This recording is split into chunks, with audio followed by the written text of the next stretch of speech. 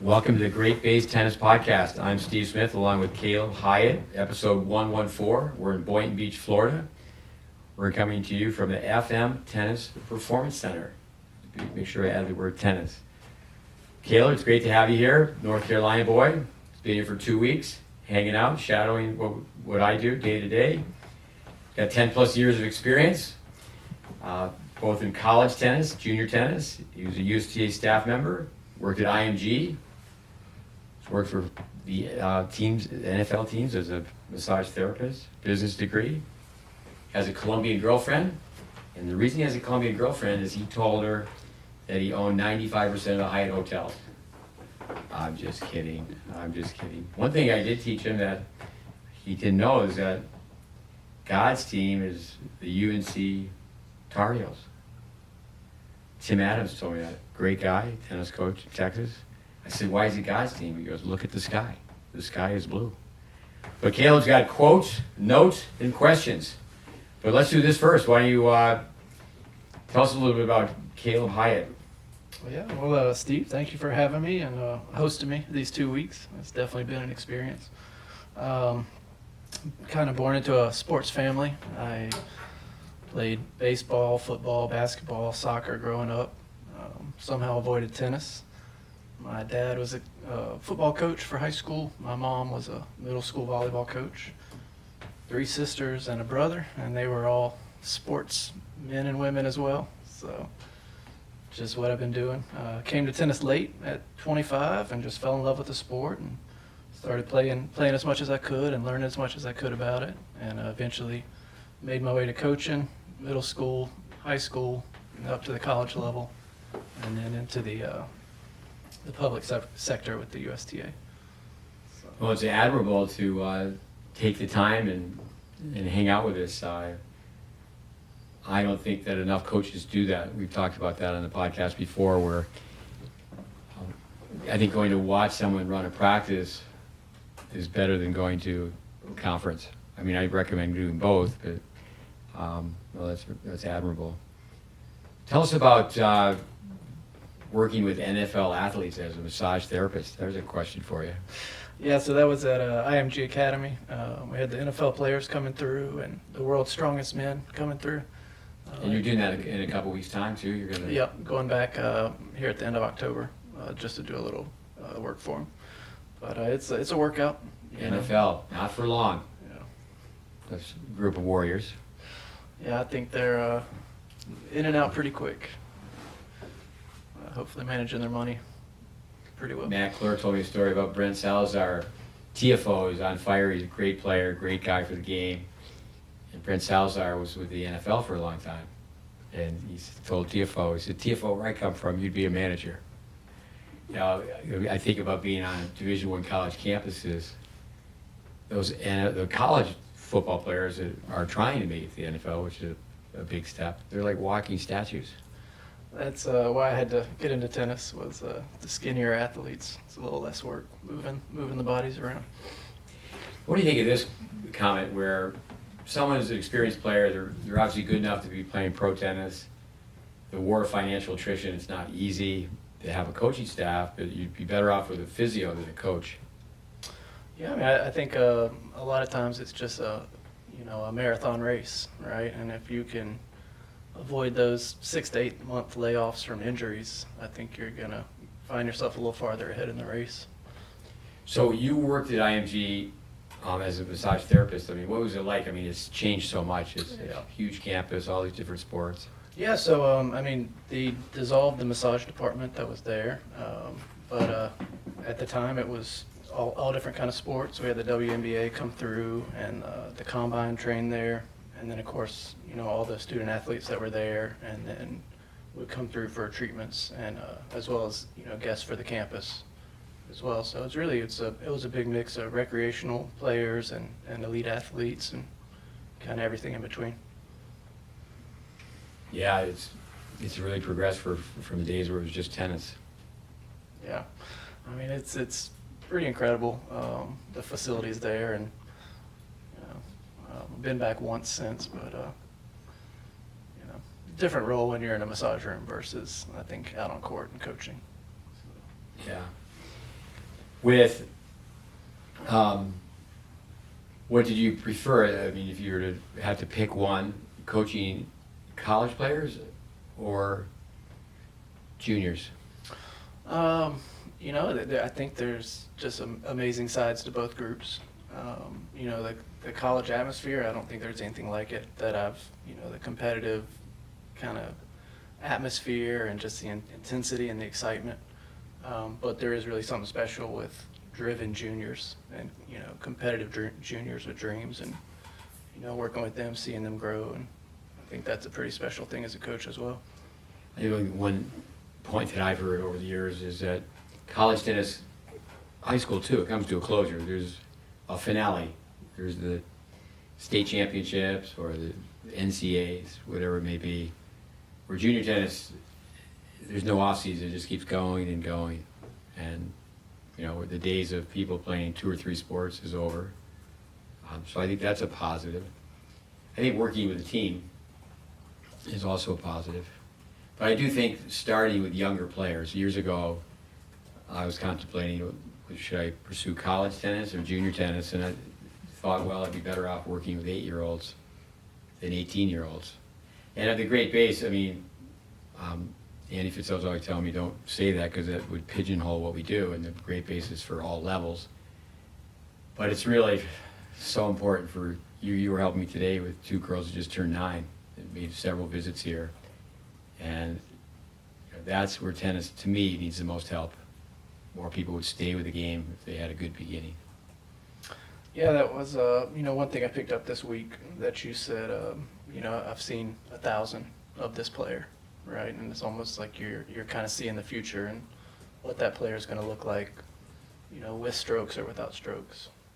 Yeah, to say, well, nobody has a crystal ball, but I'd like to think that my crystal ball on a tennis player is a little better than most, just because I've been doing it for so long. I love the line, "You're the author of your own story." Heard this from a tennis parent. How's this movie going to end up? But yeah, I think get the right start and how's it go? Start the course, stay the course, repeat, repeat, repeat. Basics, basics, basics. Yeah, it's all one big circle. I was in Japan one time with Kazuko Swamatsu. She was a big time player, Grand Slam, a doubles champion, semis, I think, of Wimbledon. Have to get her fact checker on that, but retired very early. So her father obviously had a great tennis background, and then his granddaughter became a very good tennis player, top 50 in the world.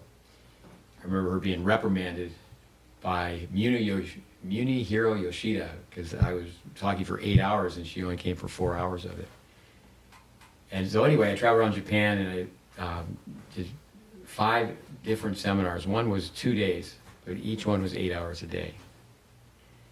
So the translator, we went to Japanese tennis stadium and he just goes, "I have a famous face." Everybody knew him in Japanese tennis. And he actually said something that was more powerful than I said in 8 hours.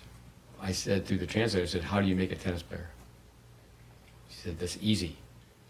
Basics, basics, basics, repeat, repeat, repeat." And I go, from now on, that's how I'm going to run an 8-hour workshop. Okay, basics, basics, basics, repeat, repeat, repeat. Let's start with a quote. Quote, yeah. You said you have some quotes. I love quotes. I think you could go on a road trip and you get 5, 6 players in a van and go, okay, quote by quote, mind vitamin by mind vitamin. Yeah, I realized I really need to step up my quote game after these 2 weeks. But yeah, the first one, "Growth and comfort do not coexist," by Jenny Rometty. Say that again, growth and comfort do not coexist. Yeah, I told a dad today, he was asking about, well, if this is more comfortable for the player, I said, drop that thought. She, young 9-year-old, I said, no, she needs to be comfortable being uncomfortable. If someone, you're telling them, okay, do this and do that, and you're working on technique, and they're comfortable, that means they haven't made the change. Because if they made the change, it's going to be uncomfortable. It was another one. All right, this is a John Madden quote. "The road to Easy Street goes through the sewer." It's all going to be repeated. Say it again. The road to Easy Street goes through the sewer. Yeah, school of hard knocks. You know, adversity is a blessing. The tougher you have it, the better you have it. Anything that doesn't kill you makes you stronger. I love that quote. Yeah, I am a mumbler and a low talker, so you just let me know if I'm not hitting the volume yeah, levels. a little higher, Scotty. All right, we got one from the famous John Wooden. Good things take time. No, for sure. No, it's not. You can't microwave tennis. There's no instant coffee. I've mentioned that many times to people. A woman from South Africa came back and forth with her daughter years and years ago. And she had been to a number of places in the U.S. and she said, "You do not microwave tennis." I go, no, it's like a holiday meal. You got to take some time here. No instant tennis. You know, if you're working, maybe it's a corporate outing. Okay, instant tennis. Let's get this thing going. Let's have some fun right away. We should have some T-shirts made. We're not pickleball. Pickleball is instant coffee. Let's go two more. All right, two more. We have, I like this one. I was impressed with the match we watched. Seeing you handle the victory and the defeat of your player. But this is from Tom Osborne. It's, I celebrate a victory when I start walking off the field. By the time I get to the locker room, I'm done. Say that again. All right. I celebrate a victory when I start walking off the field. By the time I get to the locker room, I'm done. Yeah, that's amazing with these big-time college programs. Nick Saban, win the national championship, and he's going back to work within 2 days, maybe one. Last one. All right, last one by Mr. Nelson Mandela. Education is the most powerful weapon which you can use to change the world. Nelson Mandela, certainly with tennis, how to fix tennis, how to improve tennis, education. We have to have better teachers. You have to be a teacher first. Teaching is information transfer. I think we have a lot of great coaches because coaching is a human relationship. I don't think we have that many great teaching coaches. What about some notes? I'm taking lots of notes. This is the most notes we've had with anybody who's been a guest, in-person guest on our podcast. I want the shortest podcast and the most notes. That's what the records I was going for. Well, let's start with the technical. Okay, nuts and bolts. I felt like that's, like you said, the whole system is based on that, and I think that's really what sets it apart, or one of the things, right? The quote I heard a couple times this week that just really stuck with me was, "If you swing the right way, the net disappears." Yeah. If you swing the right way, there's no net. It's a lifting game. Billie Jean King, you're going to make a mistake, make a big one. If you miss long, your opponent has to pick the ball up. You miss in the net, you're missing by the baseline by 39 feet. You hit in the bottom of the fence, you're only missing by 21 feet. Go for it. I like in golf where if you miss on the short side, it's the amateur side. If you miss on the far side, it's the pro side. Basketball, no one wants to throw an air ball. At least get some rim or hit the backboard. That's a sad note that years and years ago you could teach tennis by teaching other sports. Because a kid, it wasn't fair for girls years and years ago, but boys, they played this, played that, played this, played that. Go ahead. Holes in the game are best filled with fundamentals. Yeah, I heard James Blake say years ago, playing Roger Federer, he has no holes. You have to tell parents, okay, make them stop and think. If there's a hole in the boat, you're not putting the sail up. You got to fix the hole in the boat. And many times, a young tennis player, they don't know it, but I tell the parents, right now where your child is, the light at the end of the tunnel is a train coming right at them. They have no service motion. You have no service motion. Done. You have to be able to serve. And to get to a high level of tennis, you have to be able to serve. Yeah, I saw that one today. You told one of the kids, bow after the performance, not before. when they were serving. Yeah. You know, if the ball goes in the net, something went down. The racket, the body, or the racket and the body. Very, very seldom are people hitting the net because they're tossing too far in front. That could be a reason, but very seldom does that happen. I wrote space and separation in the swing, a lot more space than you think between the ball and the body. Yeah, the cherry picker, you look above and you see the red light, that's really the best way to, or Braden used to say that, the best way to really show people how to get away from the ball. Inside out means to swing from close to away. I think that's a lost term in tennis because now it's a tactical term, the inside out forehand, like Jim Courier. It's just accepted now when you run around the backhand, that's an inside out forehand. At one point, maybe he still is calling his company Inside Out. But inside, outside, inside. But yeah, you have to get away from the ball. And actually power and control are interchangeable. They're one and the same. When you hit further away from your body, you increase the lever, you're going to generate more power. Power is related to radius squared. So the player is the center of the circle. You lengthen the arm and racket away from the body, but you're going to hit clean top. You're going to hit clean top. You're going to have a longer hitting zone. So control and power, we think people should think spin first. Spin versus speed. Get spin. But with that, they're one and the same. So I had one, you have to be vigilant about the technical changes every day. Grips. Today we went through grips. Two visiting players have been here before. Young players, a grip of a lifetime.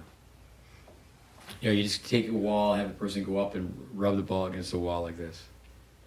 People are stuck on the volleys of continental grip. Composite, it's almost continental. It's the racket face, when the ball is above level net, at the impact point, the racket face is going to be vertical. It's not lead with the edge of the racket, like so many people teach. If the ball is below the level net, you have to pitch the racket face. But it's been proven if you're getting a deep volley, the racket face is open less than 10 degrees. So, yeah, detailed like an NFL football team. We're going to do it over and over and over again. We're going to go in a huddle. These are the details for this player in our sport, this pattern. Skills, if you don't use them, you lose them. But the one thing that happens with us so many times, it's a case study. You don't measure experience in years. You measure experience in case studies. How many people have you worked with? And I think one thing with tennis teaching, Braden used to say, a lot of people taught 30 years, they've taught one way. They're not looking to tweak and get a little bit better. But grips, the grip determines the angle of the racket face. The angle of the racket face determines the angle of the racket path. I think it's good to go through these notes. We get a lot of feedback on our podcast, and people want us to circle back and talk about technique, because at the beginning of our podcast, we certainly covered the pillars that are the cornerstones of the GreatBase pathway. But we just said, okay, forehand, backhand, return serve. Go ahead, what else you got? Well, with the double hits we were doing over the last couple of weeks, where we were holding the finish for 5 seconds or until the ball gets to the other player. 1, 1,000, 2, 1,000, 3, 1,000, 4, 1,000, 5, 1,000. You have to turn up the volume. Players don't do it. You stop the racket like a volley. Initially we do forehand. Stop it on the forehand volley, and then hit a forehand ground stroke. And then the ball is so low. So it's like with Braden's, feathering the ball, the way he would feed balls so low. So people get the feeling of getting that racket way underneath the ball. I mean, he would have people, hit this one, and now swing under this one. Don't even hit it. Go so far under the ball, you don't even hit it.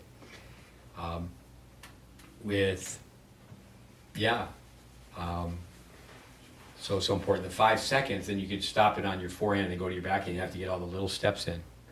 And with a drill like that, you never outgrow a drill like that. Do a few minutes, especially after a match. The term cleanse your strokes. The great Jack Kramer, he'd win a match, he'd take a shower, get a snack, and go back out and practice. I think that not enough people do that. You know, especially a young kid. Young kids at a tournament, and it's just a given that you're trying to keep them as close to 3 on the forehand side. They go to a tournament, they're going to come back, they're going to be underneath 3. So at the end of every day, even in a hotel room, take the racket, rub it up against the wall, and try not to have an extreme grip with a really high contact point. And be able to drive and hit through the ball, penetrate the court. Yeah, another thing I really liked was, when we were playing, the points to a high level, the person waiting, shadow swinging as slow as they could. Yeah, it depends on the student. So you have 4 people playing points. Have them play 2 points at a time, so not one on, one off, unless it's a serve volley. That goes very quick, and you want people waiting around. But yeah, 7,200 square feet. You can put them in the corners. I mean, you get a skip rope. You can do so many things with teaching aids. But many times when people first come, we want them to just go very slow and even do static balance. But if we've been working with a player a long time, we want movement. That's where get that skip rope going. Staying down is only good for bowling. Yeah, Groucho Marx. If you look at the old comedian on YouTube, you want to look like Groucho Marx going across the stage. But no, it's a lifting game. You stay down with your eyes and your head. We covered miss in one of our podcasts. That's definitely something that's misinterpreted. Stay down. When you hit serves, we did while you were here. We hit serves from the fence. We hit serves on the other side of the fence, so they're hitting up high. Who can hit the serve the highest over the net? When people watch tennis on TV, we've covered that, where the camera's up above. The camera, or I should say the TV, people have bigger and bigger TVs. Used to say the size of 2 tennis rackets.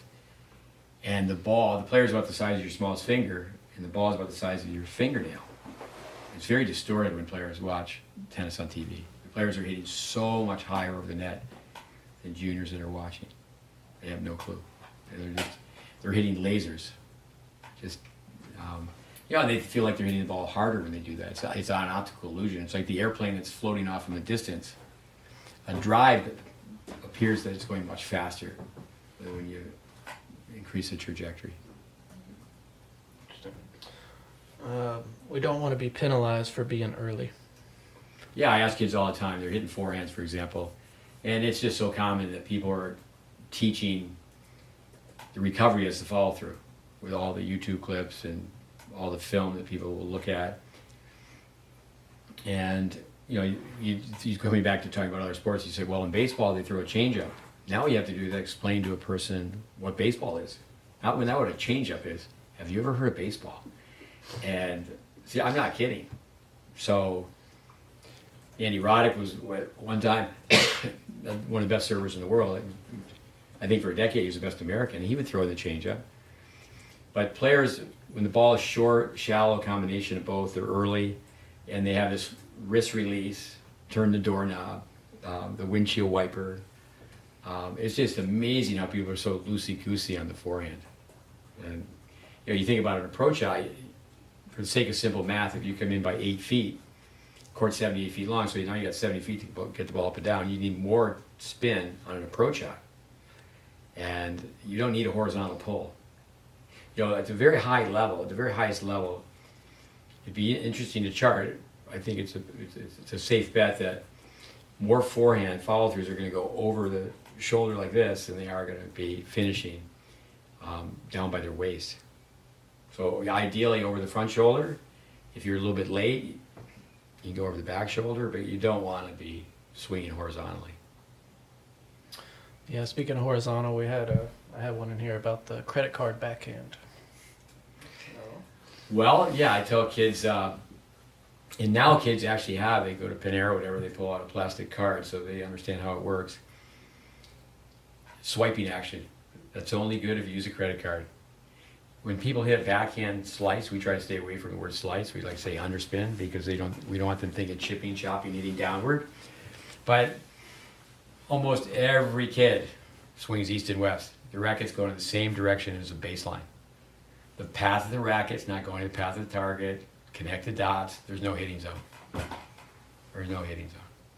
And it's amazing. People don't use the underspin backhand as an effective tool, but it's amazing to me when one kid slices, the other kid slices. They've hit a minus, move up.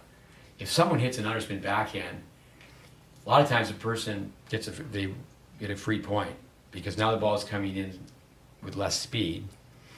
The player's early and they miss long. Even if you have an efficient swing, say on a forehand side, backhand side, same, but the racket face is closed, vertical, and then it opens up slightly.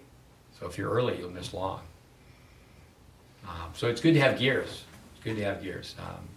I'd say for the most part, players have to be in the game a long time before they're working on anything besides just having a really good service motion. They have to be in the game a while, they have the palm down, have an efficient service motion before you start thinking, the target and hitting slice for a slice serve versus a topspin serve. I think you can just see a lot of young kids have been told, you need to hit a kick serve, arch your back and toss over your head. And what I do in that, when you have somebody comes in and they're arching their back and tossing over your head, I like to call over a 10-year-old, hey, come here for a minute. Stand in the service box and see if you can catch this kid serve. And, it's jumping up high, but it's jumping up high because it has high trajectory, but there's no speed on it. Plus, down the road, the kid's going to go see either the chiropractor or the orthopedic surgeon. Because what are they doing, say, to their shoulder or their elbow, lower back? Yeah, I think, just from the sports massage background, I feel like sometimes the farther you go away from fundamentals, the more, abuse that can put on your body in the long run. Let me ask you a question along those lines. You hear more and more the tennis player who played multiple sports has less injury. Is that because they played less tennis? Is that a combination? They played less tennis, but they've developed other motor skills and other muscles? What's your take on that? Oh, probably getting out of my pay grade a little bit, but I think it's all about building the athletic base. I know just off the top of my head, LeBron James played football in high school. I think it's different skill sets, different muscle recruitments. It's like one thing I noticed about the practice I really love. You had the kids running backwards all the time. No ball hoppers, run backwards, pick up 3 balls, run backwards, put them in. 3 and 3. People come to visit. Jeremy Wertzman, he recently came to visit. One time he came to visit before, he went 3 and 3. Put 3 balls in your right hand, 3 balls in your left. He used to be 1 and 1. So definitely getting soft. But when you run forward, you jog. You're using decelerators. You run backwards, you're using accelerators. You measure an athlete by how they can jump. It's not going to help you out as a jumper to go jog. But going backwards.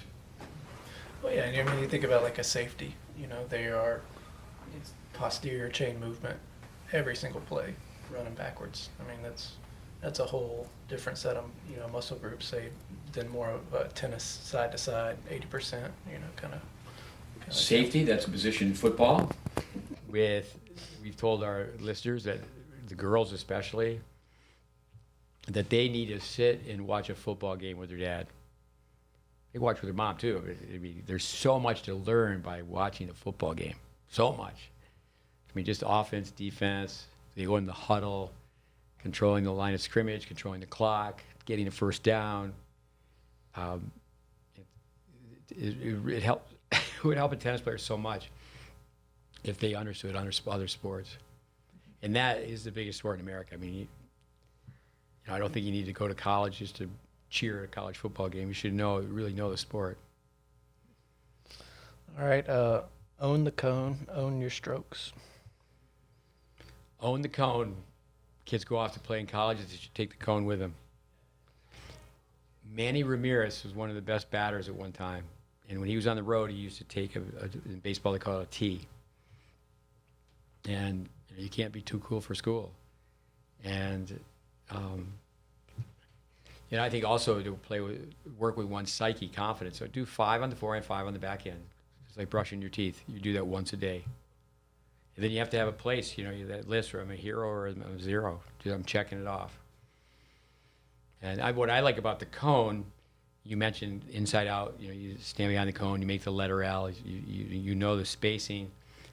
But also, too, is that it's pretty abstract when you're shadow swinging. If you know, okay, that contact point, say a 12-inch cone, even an 18-inch cone, that's below your knee. Most forehands and backhands, especially on the forehand, players pulling out with that left shoulder, the body's the leader. Dad asked me today, what do you think of my child's forehand? I said, just watch. I said, we're filming it, we'll show you. She never, ever gets the racket to go below waist level. So she won't hit true top. Won't hit true top. I mean, plus there's other things. The racket, 2 feet too far back, it's 2 feet back, 2 feet forward. Releasing the wrist, the horizontal swing's going 180 degrees on a court that's less than 20 degrees from the baseline. It's not rocket science, but if you haven't heard that type of lingo, it's either you know it or you don't. You can't pretend that you know technical tennis information. I mean, it sounds and feels like magic if you don't know the numbers, I think. I say that though, but with jockocracy, and in all fairness to a lot of television commentators, they talk all day and they don't say anything. I mean, for the most part, there's very few, specific, detailed comments, fact-finding information. I'd love to listen to commentators, but at the same time, again, coming back to tennis on TV, I don't think the American public is learning tennis by watching it on TV. What was the name of the gal who was at Wimbledon from Tunisia? On. On Jabeur? Yeah, she's on grass and she's got great touch, but she's playing drop shots when it's her service game on grass. What would the Jack Kramers and the Pancho Gonzalez's, Pancho Seguro, what are they saying about that? Let's turn the clock back. I mean, you used to take Americans to go play the Australian Open. They'd be on a ship to Australia for 22 days. They had a lot of time to talk about tennis. There was no exhibitions. Like Jimmy Connors, when he first kept getting bumped, get suspended, he'd kind of smile and go, I make more money playing exhibitions anyway. So the money really, Harry Hoffman said that, money, it changed everything in tennis. Not necessarily for the better. Well, back to Wimbledon, that takes us, I just had a phrase, a statement volley, I heard in our match. I don't know if that brings anything to you, but... Well, I like the line Tim Gullickson, I believe, told Pete Sampras, impose your will. You got to be able. The stick of volley means you get hit by a stick. You can tell by the sound of the ball. I mean, if the elbow is raised and the racket face is flat and the player has forward momentum, you're not going to hit a ball with as much speed with forward momentum versus rotation off the ground. But yeah, singles or doubles, hit your first volley deep, and like Federer says, good things are going to happen. You go to the net, but most players finesse a volley because they've been taught poor grips. They've been taught what's wrong, the movement with the elbow, knife, chip, and I mean, players today, they don't really understand how a passing shot works. Most of the time, people win on a second passing shot. You got to get the ball low, then the ball's below the level of the net. Because the ball's below the net, the player has to open the racket face. So you run forward and you pass on the second ball. It's like in ice hockey years ago. Phil Esposito in Boston, they had a bumper sticker. Jesus saves and Espo scores on the rebounds. It's interesting. It's usually the second shot, like a passing shot. I think with Borg, his passing shots being so good, when someone plays ice hockey, they can pick up those 5 holes, and they're okay. This is where I have to put the puck. Top corner to the right, top corner to the left, the lower corners, and then in the middle. But most goals are scored in the middle. Goalie's got to move his legs. If he goes left or right, the legs have to split. Here's one. How's the head control? How's the breathing? Well, the introverts, it's amazing. You can tell some people, like, year after year to breathe. And you have to take drastic measures. Okay, you can't play. All right, because you don't breathe, the next 30 minutes you just pick up balls. I'm sick of telling you to breathe. You don't have to screech. You know, some players have to act down. A lot of the introverts have to act up. Your breath out should be as loud as the contact point, and it should be on all shots. It shouldn't just be your forehand. It shouldn't be just when you're winning. You're bullying a younger player. You're up 5-1 and you're feeling your oats, and you know you start breathing out. Yeah, it's if you're not breathing, you're choking. In through your nose, out through your mouth. People need to be trained to breathe. It's crazy.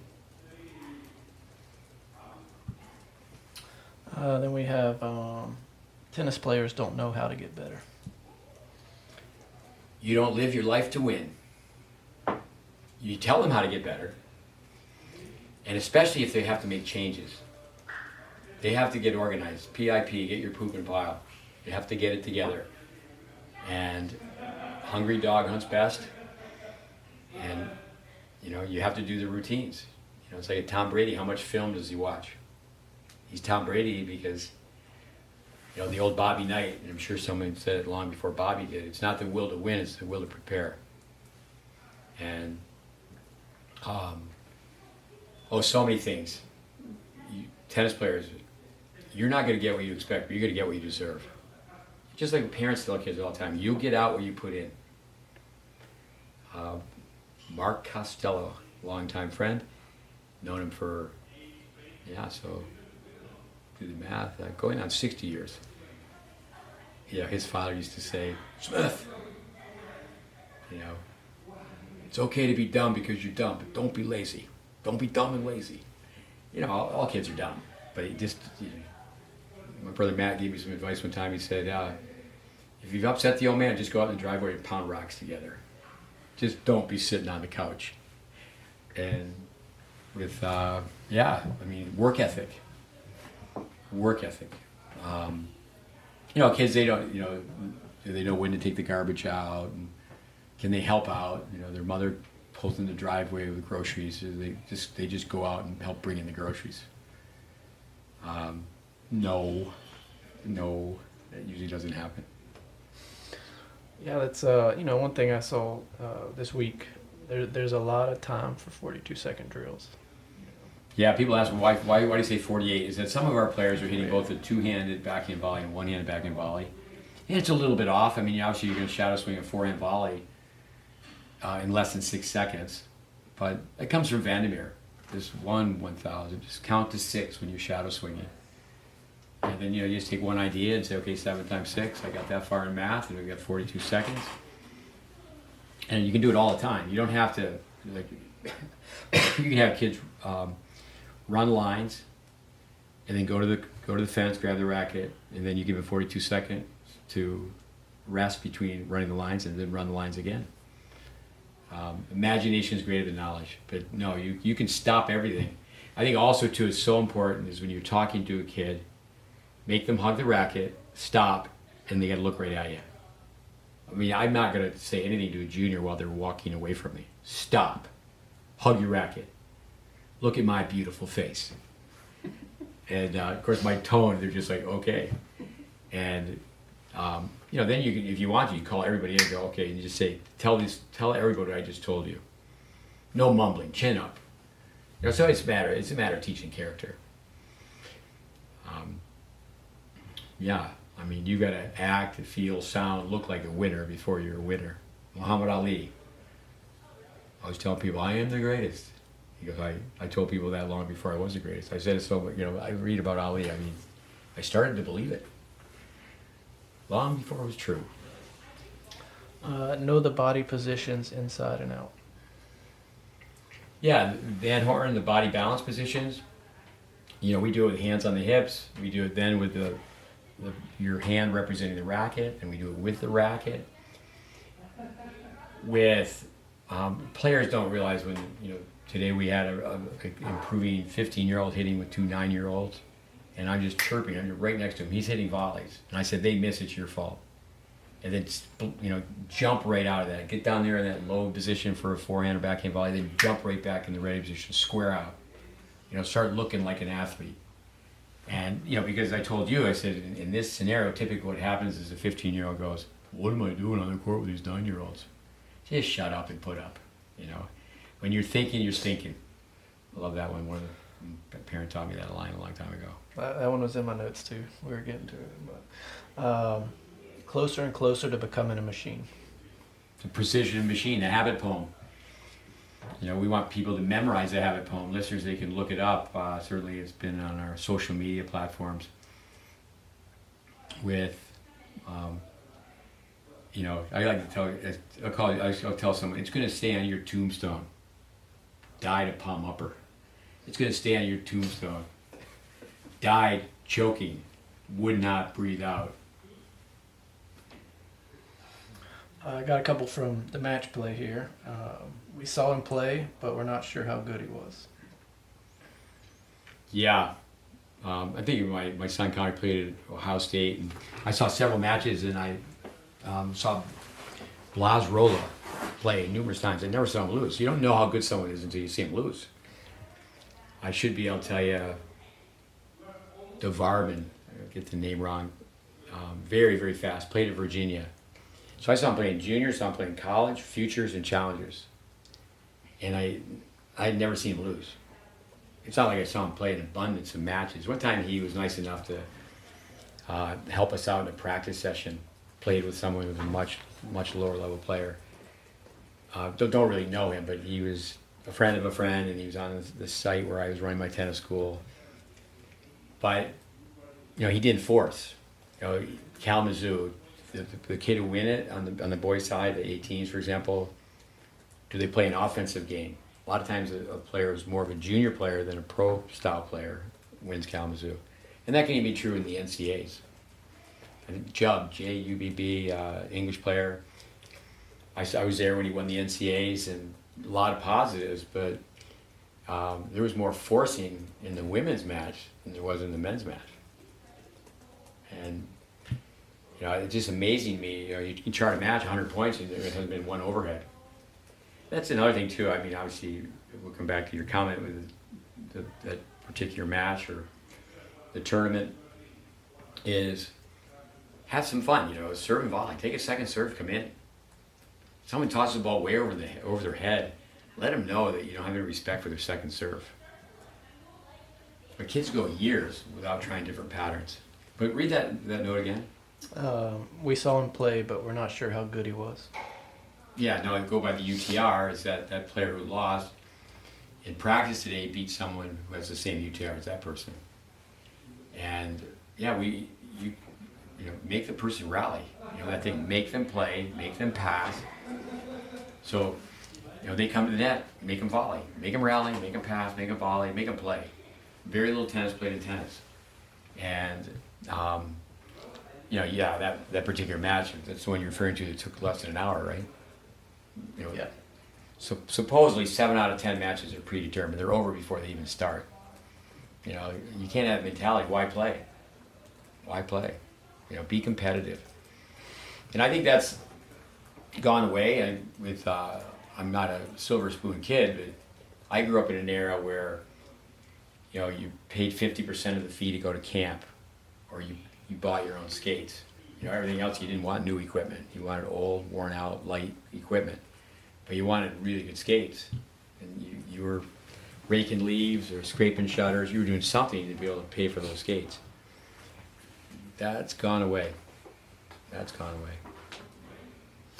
Yeah, as a hacker, when I was playing, I always said, well, if I'm not better than them, I'll try to just drag them down to my level.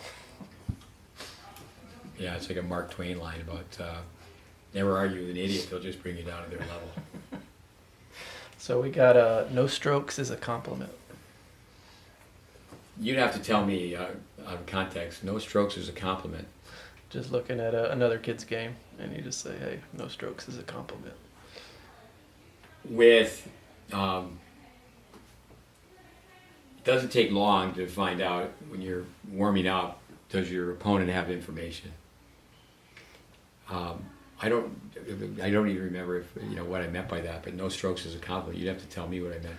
I mean, I took it just by, the strokes are so manufactured per ball. There's just, like you said, no information. They're not even at no strokes. They're so far below that. Yeah. I just thought it was an interesting statement.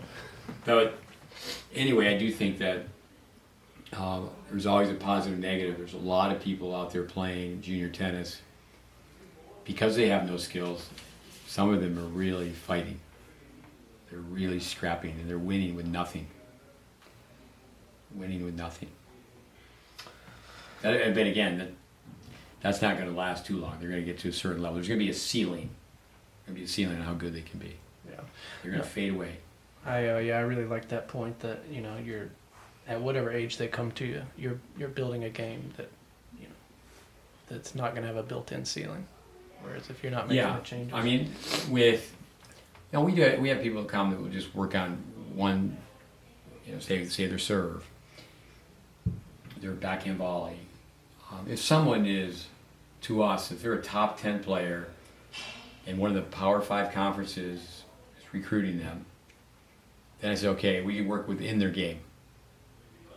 But if not, I mean, it's a sport of a lifetime. It's a sport of a lifetime. I mean, there was a case study here. We had one of our trainees is coaching a Division III team, and he had someone that he's interested in recruiting come, and he's here for 5 days. And so if he were to go to this Division III school, he's got 300 days till he goes. And then he's there, you just 365 times 4. Go to work. Go to work. I do think that most tennis players are not in a position where they can negotiate. They can compromise. No, you need to change. And we say it all the time. Oh, how long is it going to take? My wise guy answered, a little less than the Ice Age. If you're asking how long it's going to take to change, you're not thinking about the change. You're thinking about how long it's going to take. Just go to work. Just go to work.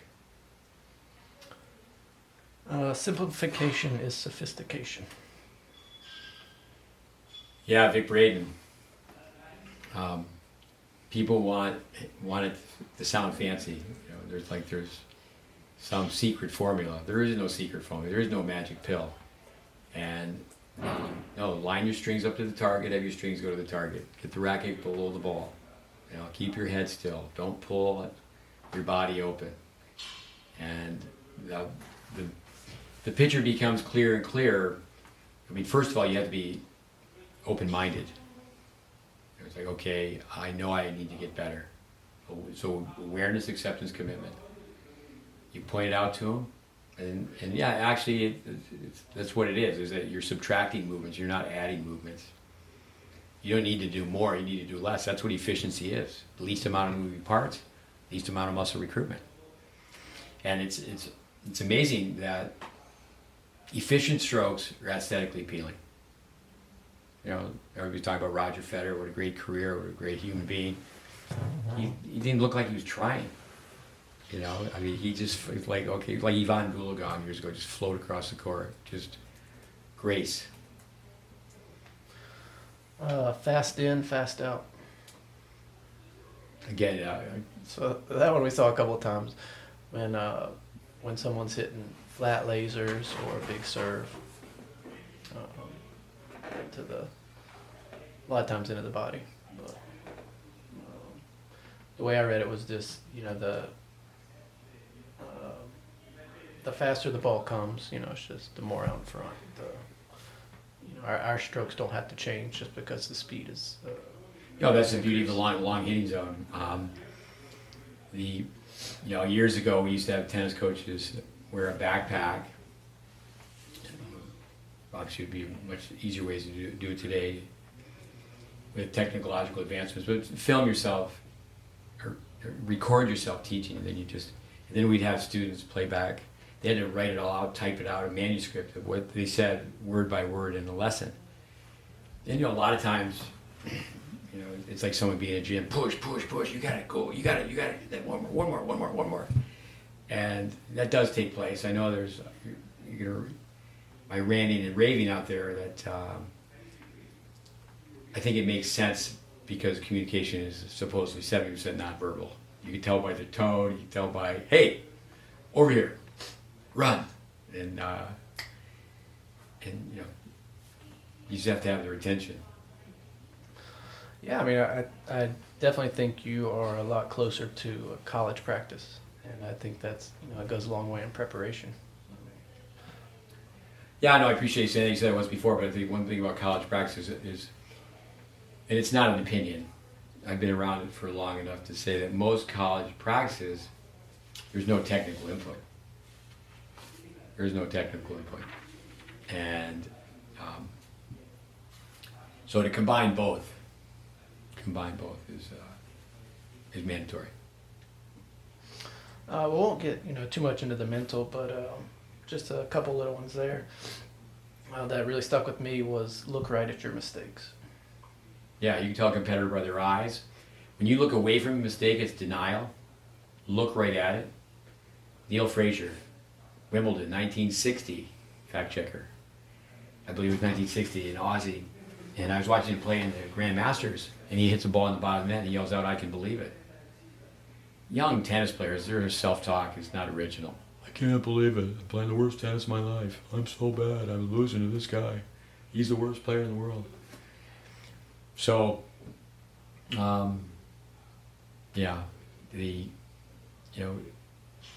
what you think about comes about, but look right at the mistake, accept it, and it should be a high negative response.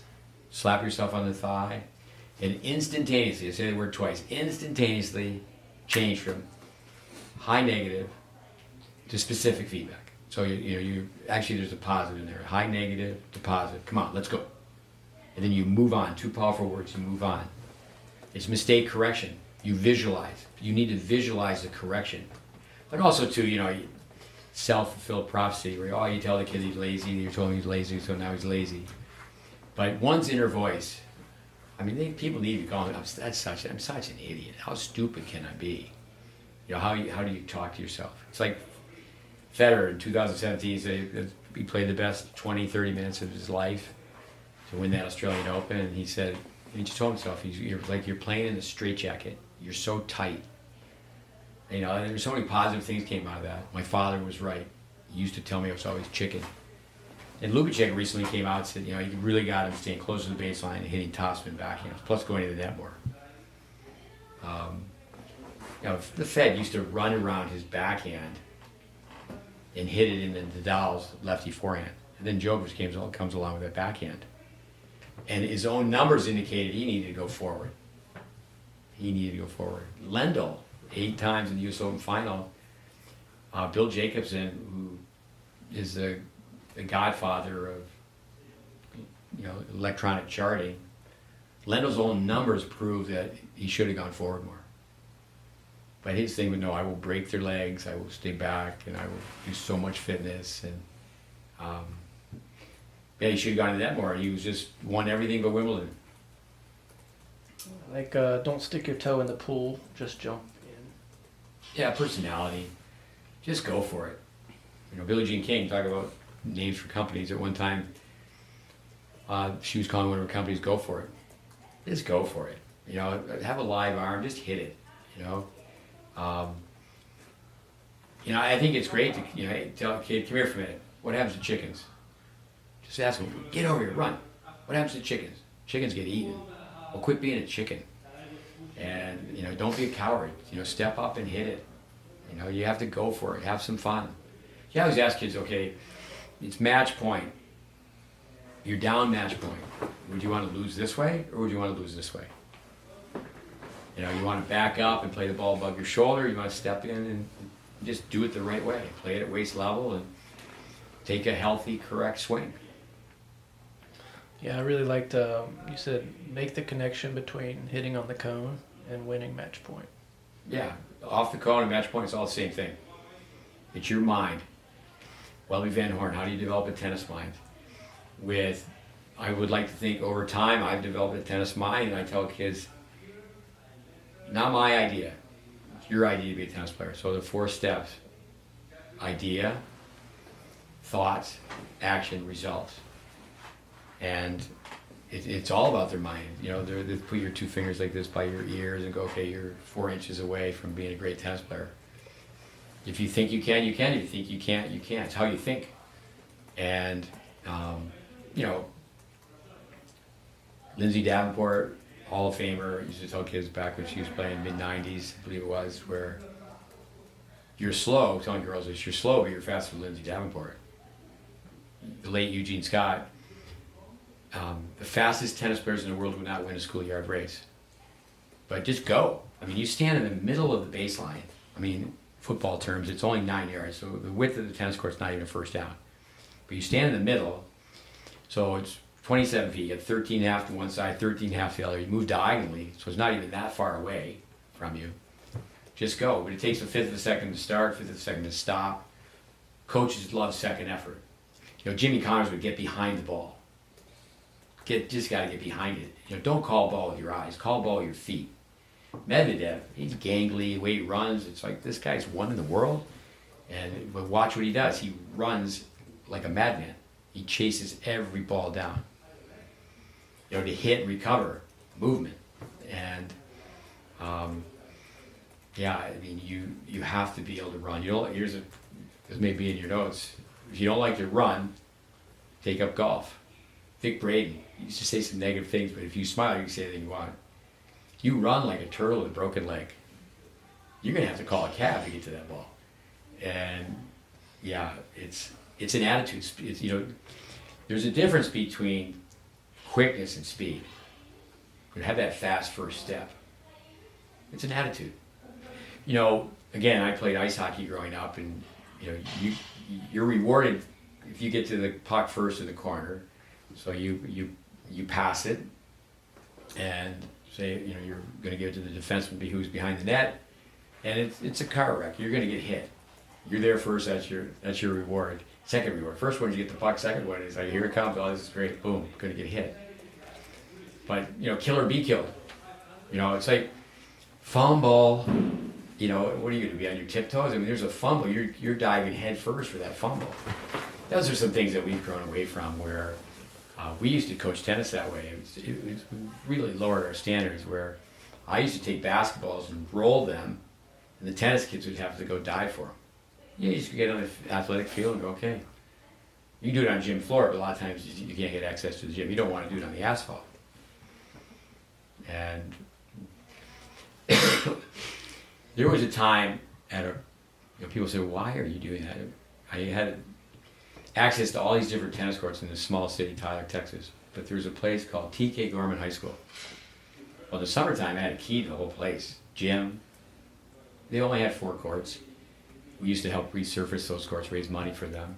But they had stadium stairs, they had a track, they had an old weight room. They had 2 gym floors. And we had lines marked down for tennis. I worked at 2 colleges, both for 10 years. No, one for 10 and one for 15. And I didn't have enough clout to have the gym floors have a tennis court painted. But I did it at this private school. So, remember we had South Africa, John Lafayette was one of them. These guys, they couldn't play basketball. Costas Skapalakis. Big athletic guys, and they could play soccer. So we said, okay, soccer and basketball. So once the ball gets in the lane, you know, the 15 feet back, I don't know how wide it is. You know, 15, I guess 15 by 6 would be my guess. But anyway, once it goes in the lane, you can use your hands to play basketball. But it actually became a third sport. So it was soccer, when the ball was to the outside of the gym. Ball gets near the basket, it became the scrum. It was like rugby. People did diving to get the ball. And like, this is a good thing. You need to go back and write the rules out and come up with a name for it. Yeah, no, you go back, and there's a cross-country coach in Central New York, Bill Ayers, great book, people should read it, Amazing Racers. And he's still, with his cross-country team, they run in place and they hit the ground just like football players. We used to do that in tennis. Hard on the field, run in place, knees up, hit it. No, we've run camps with Navy SEALs, run camps with Marines. The Marines, the way they do it, if you're working really hard, they send you to the shower. The person who's not working very hard, they're the last ones to be dismissed. And one of the reasons they do that is there's only so many showers, and you have to send a few in at a time. So you don't send everybody in, they use 4 showers at one time. Visualize yourself getting into the corners. No, in the corner, out of the corner, 195 times across the baseline is a mile. You've got to get behind the ball. You need a ground reaction force. And there's 5 lines. This is a Bradenism. The far baseline is 1, the far service line is 2, the net's 3, your service line is 4, your baseline's 5.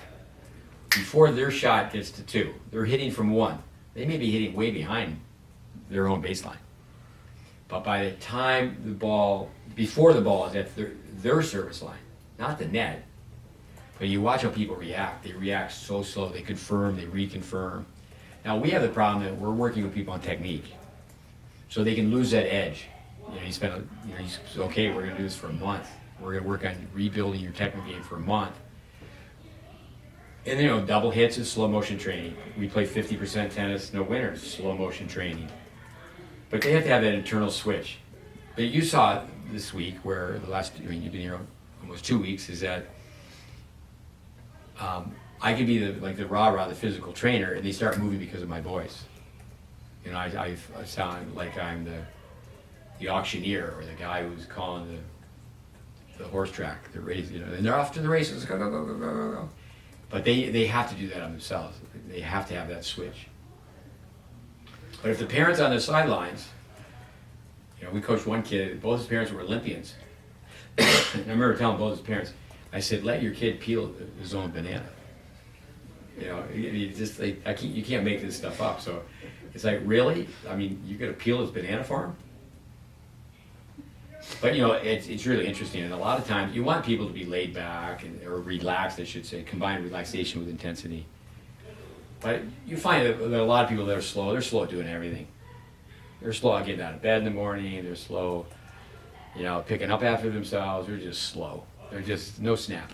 And I have no problem saying you have no snap in your life. There's none. I mean, come on, get some snap, get some juice. The movie Caddyshack, you hear me say that so many times. Let's just, Rodney Dangerfield. Let's do it while we're young. Let's do it while we're young. You only got one life to live. So we got, I heard, isolate the focus, fight for balls, then fight for points. Yeah, I mean, if you're on board with concentration, you got to learn to concentrate for a rally, for one ball at a time. So then it's concentrate for a point, a series of points, concentrate for a game, a series of games, sets, series of sets, matches, and then you're going to play 3 tournaments in a row. Bollettieri, one time in 1985, I had time to just sit next to Bollettieri during the Davis Cup weekend.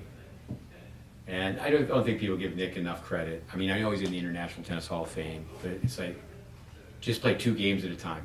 Just play 2 games that way.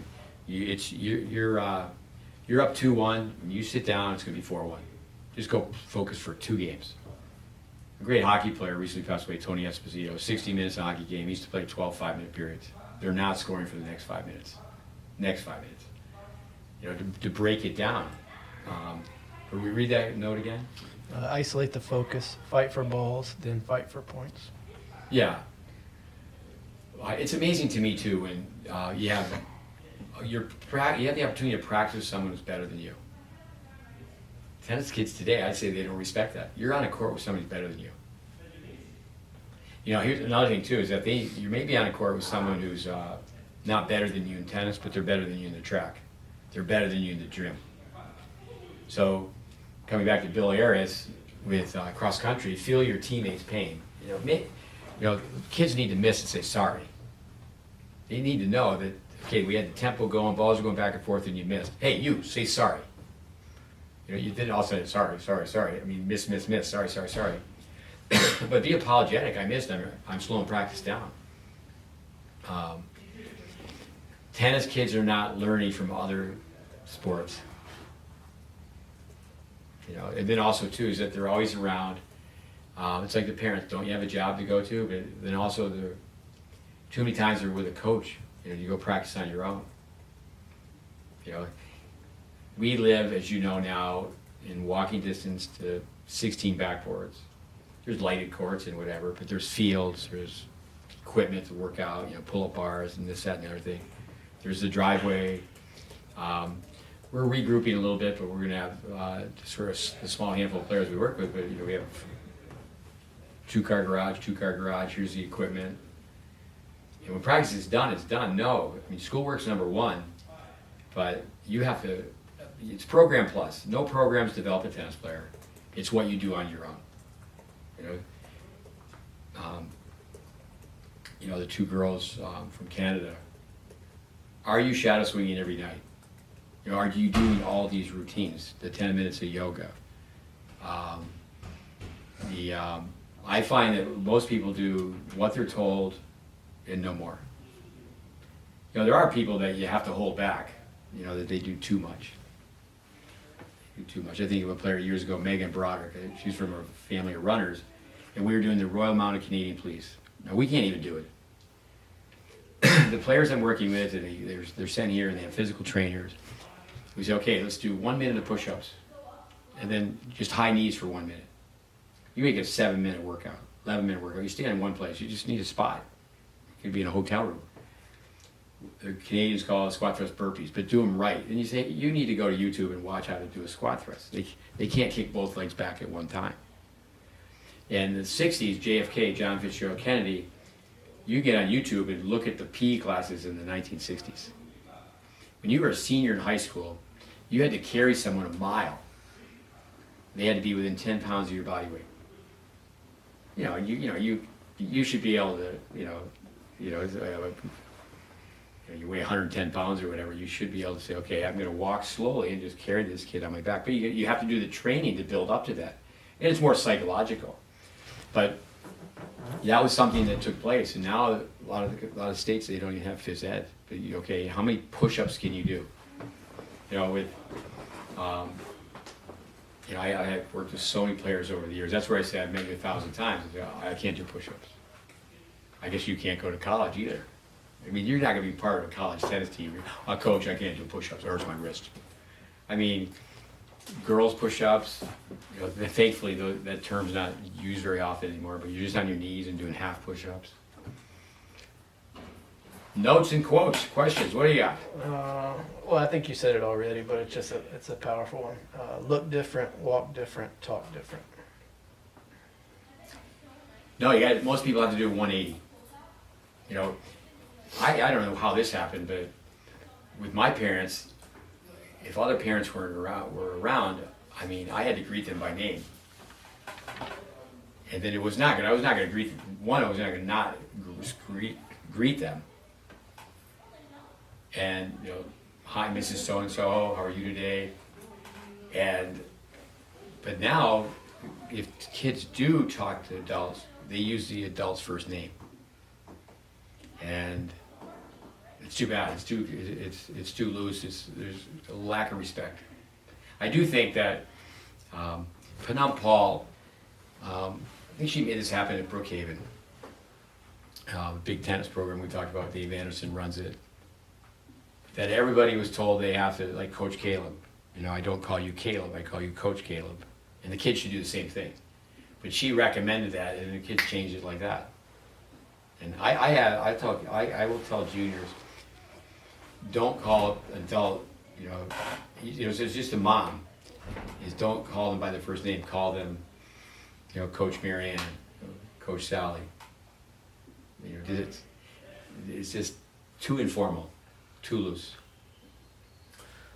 Most people kick their own sandcastle, but then tell the story of the bully. Well, the 98-pound weakling, he builds a sandcastle and the bully comes along and kicks it. So you have to explain that now, because people don't know that story. But you're building your own sandcastle and you destroy it. You're building your game up, and we've met the enemy. The enemy is us. Ronald Reagan. Only thing that could kill America is America. And so the problem's within. The problem's in the mirror. And then the last one I had on the mental was just hit the ball. Yeah, F, fire truck. That's one of the best lessons you can have, is just hit it. You have a better chance of the racket face being correct at the impact point by swinging fast than swinging slow. You're better off to be a one-ball blast than a forever push. Hit it. Go for it. Again, same thing with shooting a basketball. Don't undershoot, overshoot. So no, that's huge. And then we'll get into some of the physical. The only way to get better is to do the same thing over and over. Yeah, you have to embrace boredom. Tom Brady. If you're bored, that's a poor reflection upon yourself. To be bored is an insult to your own intelligence. You have to just get 1% better. Just 1% better, and you need that personal best. We tell people, okay, you go home, and kids come. They say, okay, call me in 2 weeks. I talk to them. I say, okay, get on the phone with your parents. That noise in the background is a big medicine ball. It's a performance center. It's not an earthquake. My train of thought, help me with that again. Where are we at? The only way to get better is to do the same thing over and over. Yeah, I mean, Hoosiers. Tennis is not designed, or practice is not designed for your pleasure. It's designed for your improvement. And again, I love doing this. I love practice. I need to do this. Double hits, I'm pumped. Let's go. Double hits, drop hit balls in the alley. Let's go. And fake it till you make it. You have to tell yourself, this is what I need. This is why I'm here. This is my juice. I need to do this. But the brain is very fascinating. People are programmed to do different. Say, okay, this is how I. Say we have all these different serve drills. Okay, we go this one the Vandermeer, and this one the Elvis Presley, and this one 3 on the run, and the kid can have a different surface motion in all 3. That's how complicated, or how complex, I should say, complex the brain is. And granted, you have to be able to improvise with a fundamental range of correctness. You have to be able to adapt and adjust. But no, it's Vince Lombardi. We're going to chase perfection, catch excellence. Over and over and over again. People should just look at someone and go, I love the way that kid plays. That kid's got it all. That kid can serve, that kid can volley. Look at this kid. Look at this kid play. And I'll tell you a funny story. My 2 boys, when they were younger, they both could hit the ball pretty well. And there was a Swiss coach. And he's very, very polite. He watched my older son play a semifinal, little kid tennis, and he said, he was asking me about training, and I told him about, Vic Braden, Dennis Vandermeer, and the pillars and such, and he said, it'd be okay if I came in the final and sat with you? I said, yeah. It was a really, just a 10 and under local yokel, and he played his brother in the finals. And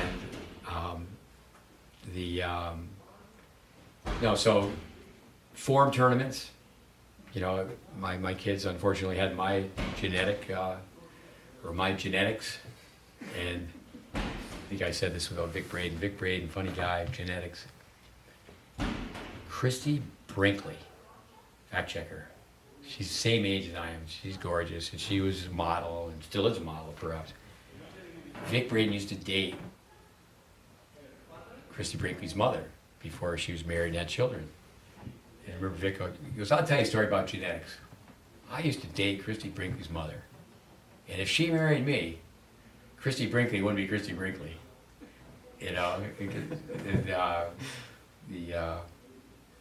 Anyway. But that's where I tell that with tennis parents. I say, genetics is part of this. You're part of this. If they're a little bit slow, genetics is part of this. Intimidate your teammates with your work ethic. Yeah, in college tennis, and that's what the people we're working with aspire to play, is I tell kids, they don't do it. When you show up on the track, you intimidate your opponent, your teammates. Because it is an unusual situation. But I think you could say that about everything, okay? On a football team, how many safeties are there trying out for the team? What's the depth chart? How many guards are on the basketball team? So yeah, they are your team, but you got to make the lineup. You got to play, and you got to get minutes, and intimidating them with your work ethic, with sitting at the table, and what do you eat, what do you buy, and you just know a guy's breakable. We have so many kids great kids, but it's softer than ice cream. They haven't been around jocks. I mean, for me, I go back, and this is just crazy stuff, but I remember in hockey, we eat the apple, eat the whole apple. All the seeds aren't good for you. But it was just, this guy I played with, he eats the whole apple. Orange slices, I don't care, I don't care about the spray, because I'm eating the whole orange. I'm eating the whole orange. And with, I think of Jimmy Connors, he used to play, and he had a leather grip, he'd pour water on it, and then he would be drying it. And, Jim Lair picked up on that and used to run camps where everybody had to pour water over the grips. He'd even say he had to switch rackets. But, he would do things to challenge players from the mental side. But Connors, said, why do you do that? It's going to be wet when it counts. It's going to be wet when it counts. And, I worked with this one Russian kid, and he used to say to the tennis coach, if no one's vomiting, it wasn't a good workout. Seriously. And it's like, okay, we need that kid.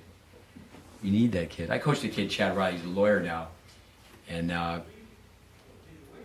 he played at UNC. He played at TCU, and he transferred, played 1 year at TCU, and he played at UNC. He was always in the lineup. Hit the ball really well. And I remember telling Craig Tiley, he was with us a long time, he was at Illinois, I said, do you want to get this guy? And I said, he might not make your lineup, but no one will beat him in the mile.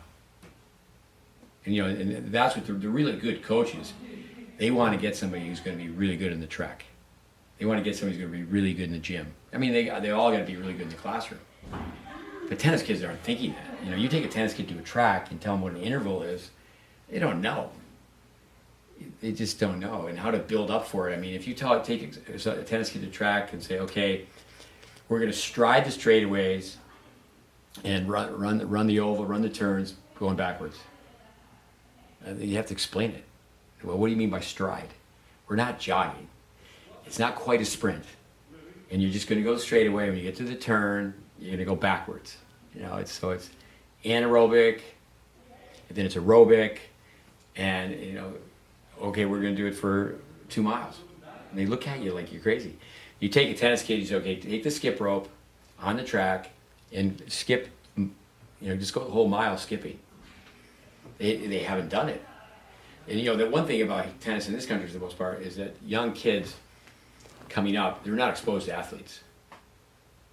It's like here in Florida, I think in Tampa, the Jesuit school, so sad over all the years that the Jesuit tennis players, they weren't behind the school with the other athletes because they didn't have their own tennis courts.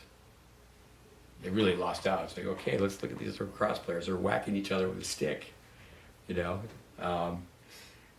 myself in trouble. It's racial. I always tease the Indian kids. Your parents are too smart. Indian kids will not play a sport where you have to wear a helmet. If you have to wear a helmet, it means something bad's going to happen. Mountain climbing. They're not signing up for mountain climbing.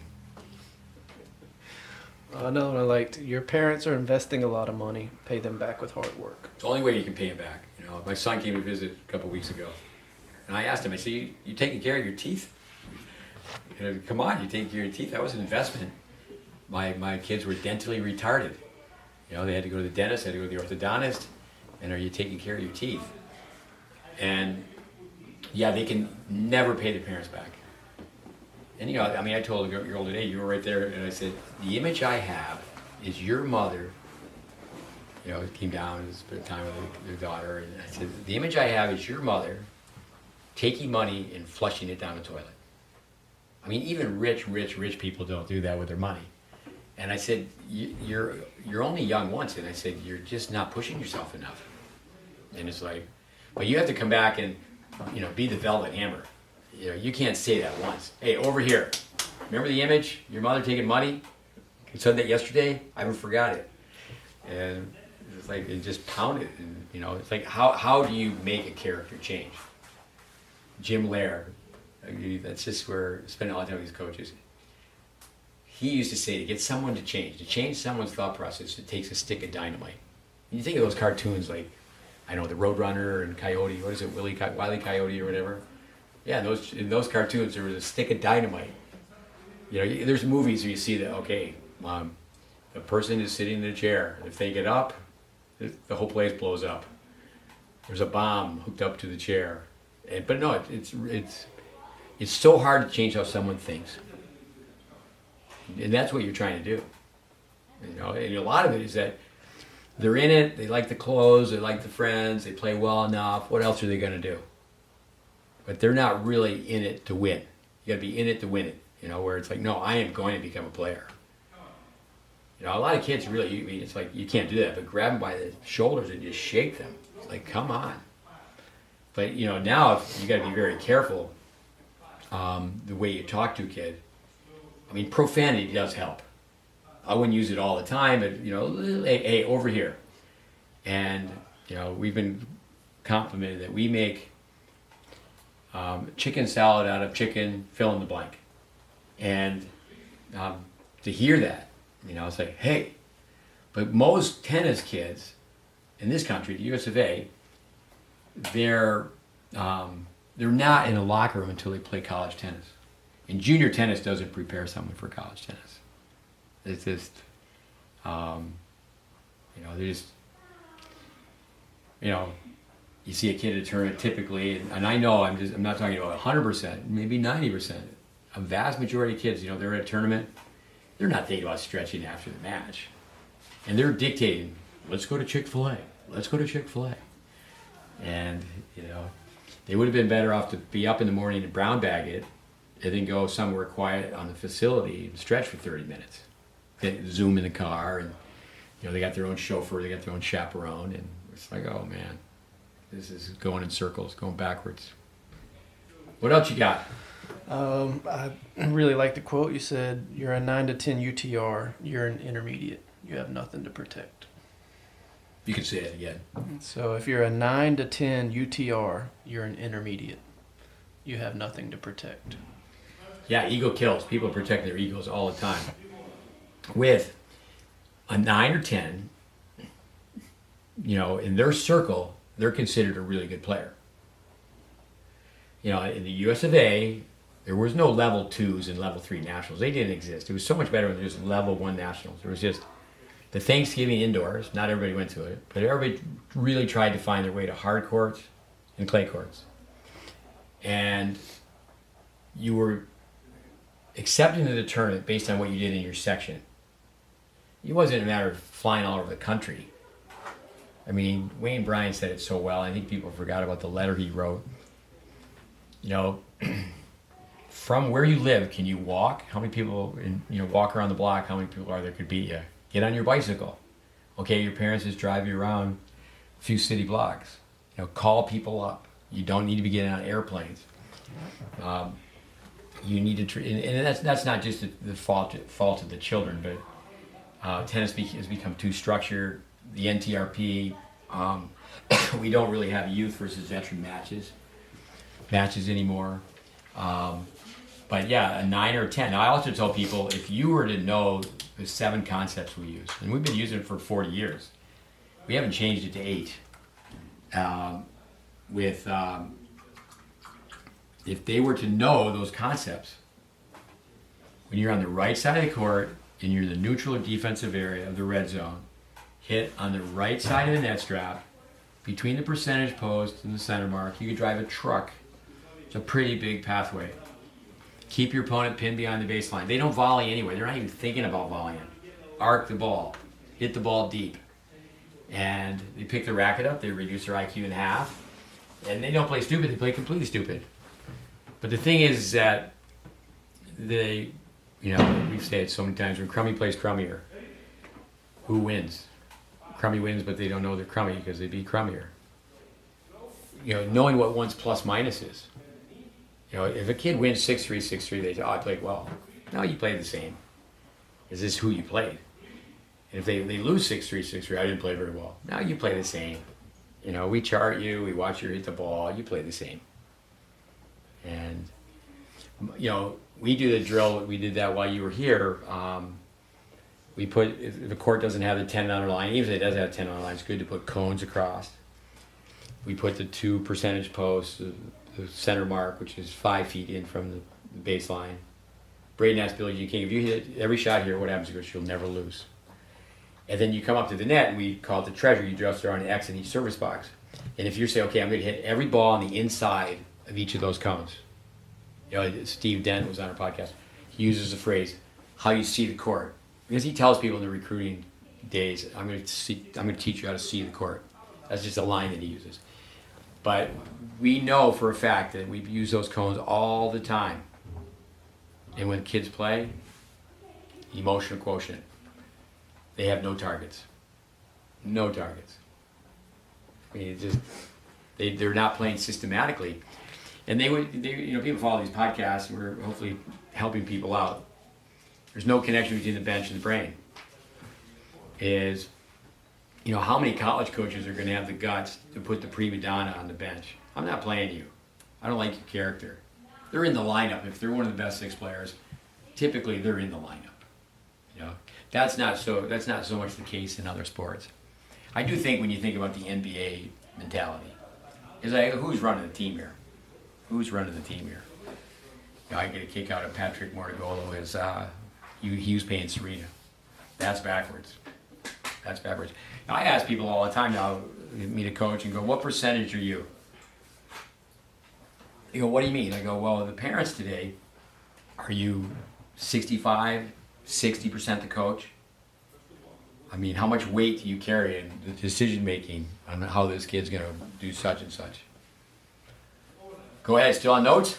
Yeah, we got just a few tactics, but I will say one last little quote that stuck with me with the physical was just become a tennis animal. I really like that. Yeah, with we do bear walks, we do frog jumps, we do the animal kingdom. You can get on YouTube and just type that in, animal kingdom, and not look for what we do, but look for, I always tell people, okay, we're going to duck walk one time, 39 feet to the net, and make sure your mommy doesn't send me an email.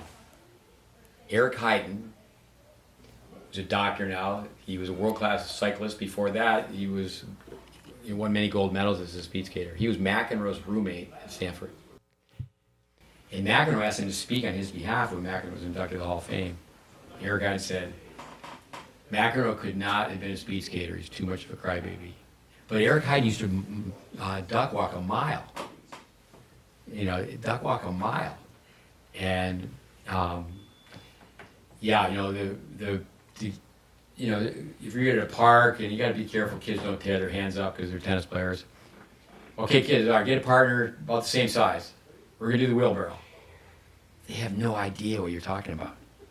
The wheelbarrow is that you're going to grab your partner's legs and they're going to walk to the other end of the field on their hands. And it's amazing the amount of exercises. It's unlimited, the amount of exercises. People who study, physical fitness that people can do with their bodies. It's just amazing. So be a tennis animal with, you really need to get to practice early. I mean, people need to be, number one, their schoolwork, they need to eat right, sleep right, but you need to be doing the extra. You need to be doing the extra. I understand now it's different where, parents with society, they don't trust, letting their kid get on a bike and ride to tennis practice. So it's always the logistics but the gym rat, that's one thing about a lot of the girls. It's been said that, you got to tell them what to do, but the guys, there's a little crack in the gym. They want to get in there and they want to play basketball. But when they get in there and play basketball, for the most part, they're just going to scrimmage because it's fun. But, how many guys, I need to go home, get in the driveway, and I just need to work on this movement the coach showed me and do it over and over and over again. The rambling, Pistol Pete. There's Pistol Pete Sampras, but people should look up Pistol Pete Maravich and what that guy could do with basketball. I mean, Steph Curry's awesome, but so is Pete Maravich. And, how did he become that good? He slept with a basketball. He was a basketball animal. And that's where you got to be so passionate about it. All right. Well, just a couple of the tactics. Miss an approach shot, miss an experience. 3 times you don't want to miss: hitting the second serve, returning second serve, playing an approach shot. Yeah, when you miss an approach shot, you're losing out on developing recognition skills or reading skills. When you hit an approach shot, for the most part, you should want the ball to come back. But kids have no volley.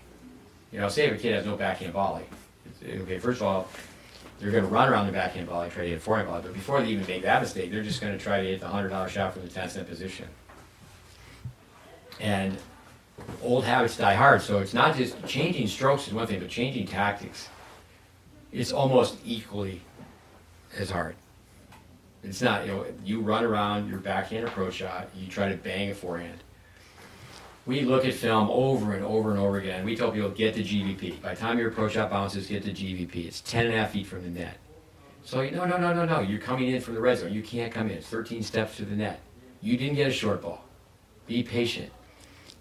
Come to the net with intelligence. Get the short ball. And then do the math. 130 degrees line potential. Go up there, win 2 out of 3. You can be a superstar. And we tell people 2 out of 3. In school, that's a D. In tennis, it's an A+. Be managed by stats, not by score. You got to develop instincts. I plus I equals I. Information, ideas, and insight equal instincts. Kids have no instincts to go forward because they don't. You're meeting someone, they're 15, 16 years old, and they played a one-up, one-back doubles up to that point in their life, and they might be a provincial sectional champion in say 12s, 14s, and that's a lot of bad myelin. They played junior tennis for too long. You want to be a pro? Play like a pro. One thing with college tennis, the very top college coaches, the juniors listening with some parents driving around, listening in the car, never tell a college coach that you don't want to play pro tennis. You want to be the best you can be. You just want to get better. My goal is to have no goal. I heard Noah Rubin say that. I remember reading a New York coach said that years ago. I think two people are many times hung up on goals too much. But, we had a Canadian coach tell one of our players that we spent a lot of time with this summer, no courage. He had played 1 overhead and 7 net attempts, 1-5. Won the match. But the guy said you have no courage. BBB versus TTT. This might be PG-13. Big brass balls versus tiny tin testicles. Yeah, make your approach shot. Play a conventional approach volley. Get a ready position. Most kids can't do it because they don't have the racket centered. They're hanging out of the rack with the semi-western grip. They're only going to play swing volleys. So it sounds like doom and gloom, but Teddy Roosevelt, I'm not giving you hell, I'm just telling you the truth. It sounds like hell. The truth actually sounds rebellious. When you're hitting people like, hey, this is what's really going on out there.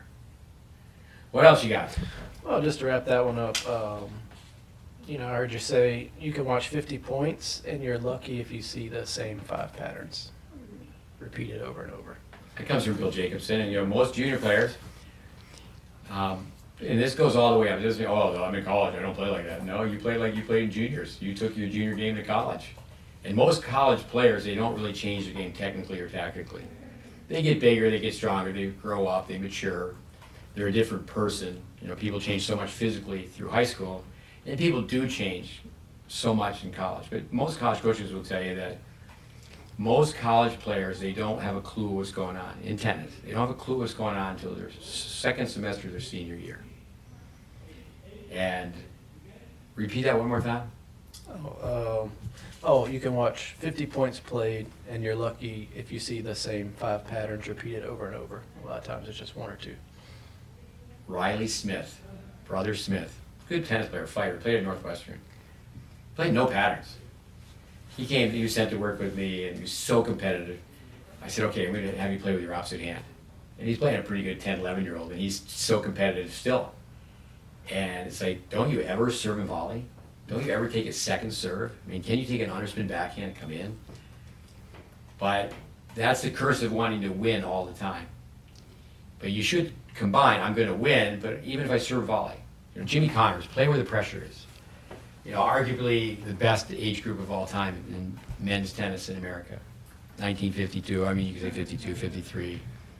I've said it before, Stockton, Godfrey, Solomon, Dibbs, Tanner, Connors, I'm forgetting. There was a second tier of them too, they were all great. But Jimmy Connors once said that he was speaking at the National Teachers Conference. So I said, should you play up? And typically people say, if you're dominating, you should play up. But Connors said, no, play where the pressure is. Just play differently. Beat the guy a different way. you know, are people going to do this? Or are they going to play a set and go, okay, I'm going to let this guy know straight up, this gal straight up, I can beat him. I'm going with what I got. And then the second set, I'm going to practice. I'm going in. I'm playing a different game style.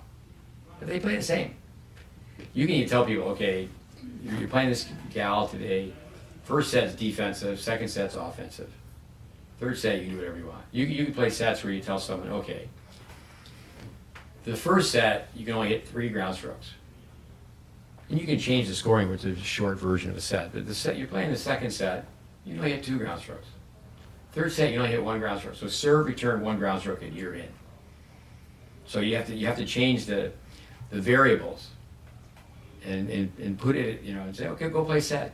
You know, I mean, I'd love to have kids, okay, go play a set, serve, volley both balls.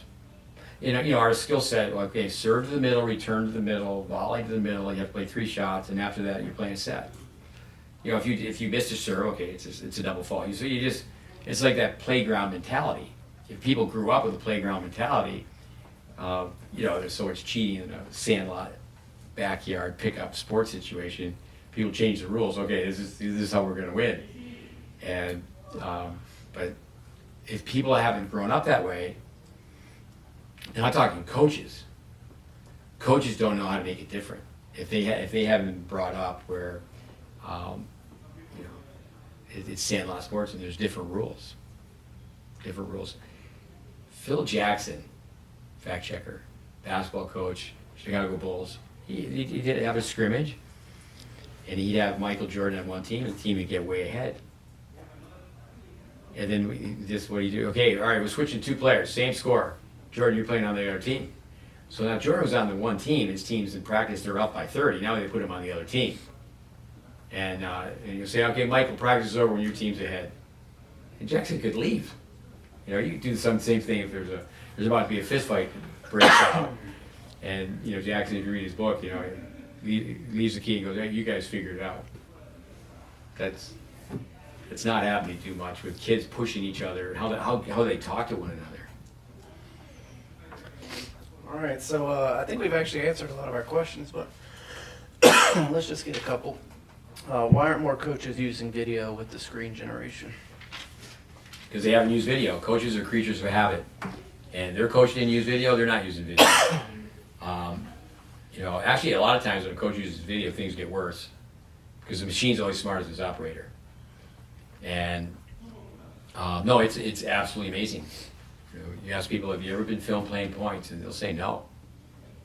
They have no clue that they've got a palm-up serve, or the forehand goes 3 feet behind their back. And there's so many other things to film. I like it when you have, say you have a manager, a student assistant, you're doing squat thrusts, and you film it. And then you chart it. You know, it's great to have these cameras on the court to film matches, but we're going to film ball pickup. That's when you tell. That's when you can tell if the kid's got a really good character. You know, the kid is going to be a slacker. He's going to the bathroom during the ball pickup. You know, no, I got to go to the bathroom. They're not picking balls up. So there's so many things. You know, it's not just a matter of filming match play or filming strokes. One of the best things to do is film practice when you're not there. You know, hey, I got to run an errand. I'll be back. And, you know, I mean, kids, it's just unfortunate. They're, you know, I find many times that I'm not really a coach. It's more like I'm the police officer. Like, hey, you're blocking up traffic. You know, get away from the net post. You're just chit-chatting. Myself in trouble with the country club women, but, you know, they rent an indoor court, which is very expensive, and 4 ladies stand at the net post chatting. Juniors do the same thing. It's like, what are they talking about? And no, it's like 90 seconds for water and go. You know, I think you have to yell that out. 30-second water break, go. And then like, well, I don't need water. No, we said water break, hydrate, go. 30 seconds, go. Yeah, that it's amazing how with coaches, too many times I try not to do this. Sometimes I have to, but not to use the phone during practice. I mean, that's just taboo. Phone should not be on if you're a coach during practice. Well, what else you got? How can parents prepare their kids who are coming to work with you directly for the first time? Well, I think a lot of times someone's told them to come here. We're not advertising. Someone tells them, and they tell them what they're in for. And I do realize that when people are teaching local yokels, I've been here in South Florida for a year, and I've taught less than a half dozen kids from Florida. And when coaches will be emotional. A lot of times when they're emotional, they have to be careful that it's not too extreme. But I tell parents it's a good thing if a coach is emotional. They're showing signs that they really care. But when the parents fire a coach, what do? They go 5 miles down the road and hire another coach.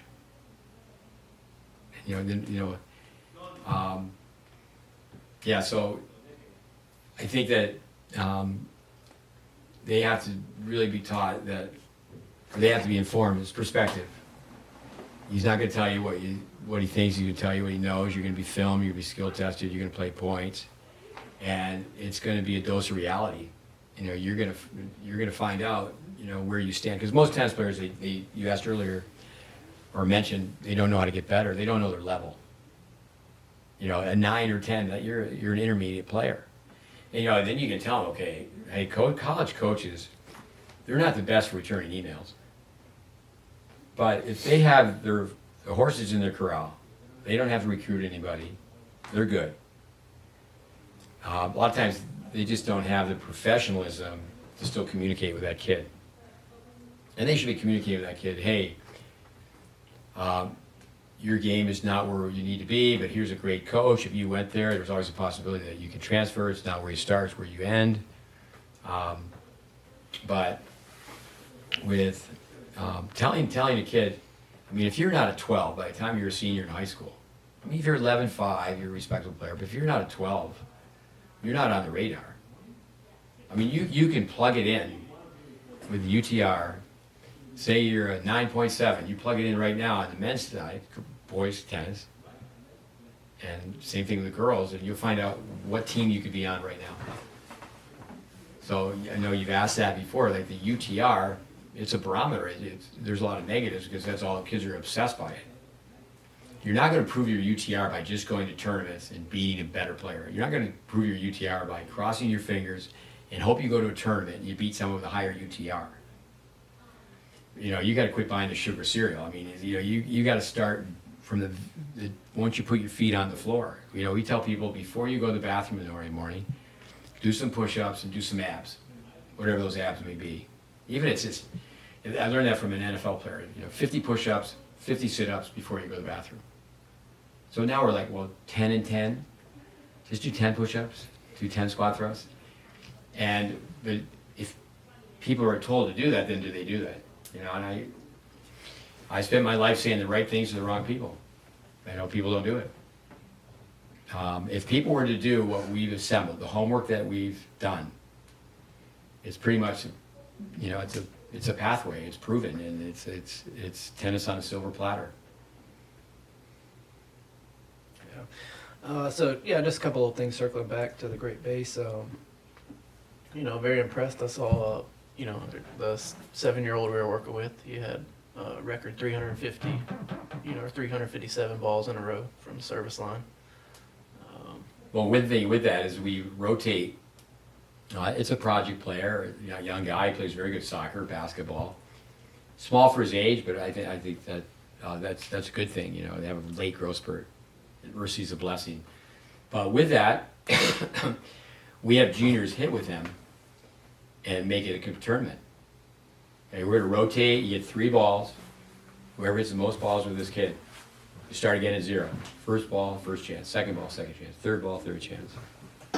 And the players, the advanced players, the older players, they need to have soft swing, circular swing from the shoulder. They need to be able to put the ball on a dime. Today with the new rackets and that's gone away, where people always want to play up and win. And there's all these clicks. Play with anybody and everybody, don't be a tennis snob. And you should be able to have, it's like when you play mini tennis, you have a beautiful service motion.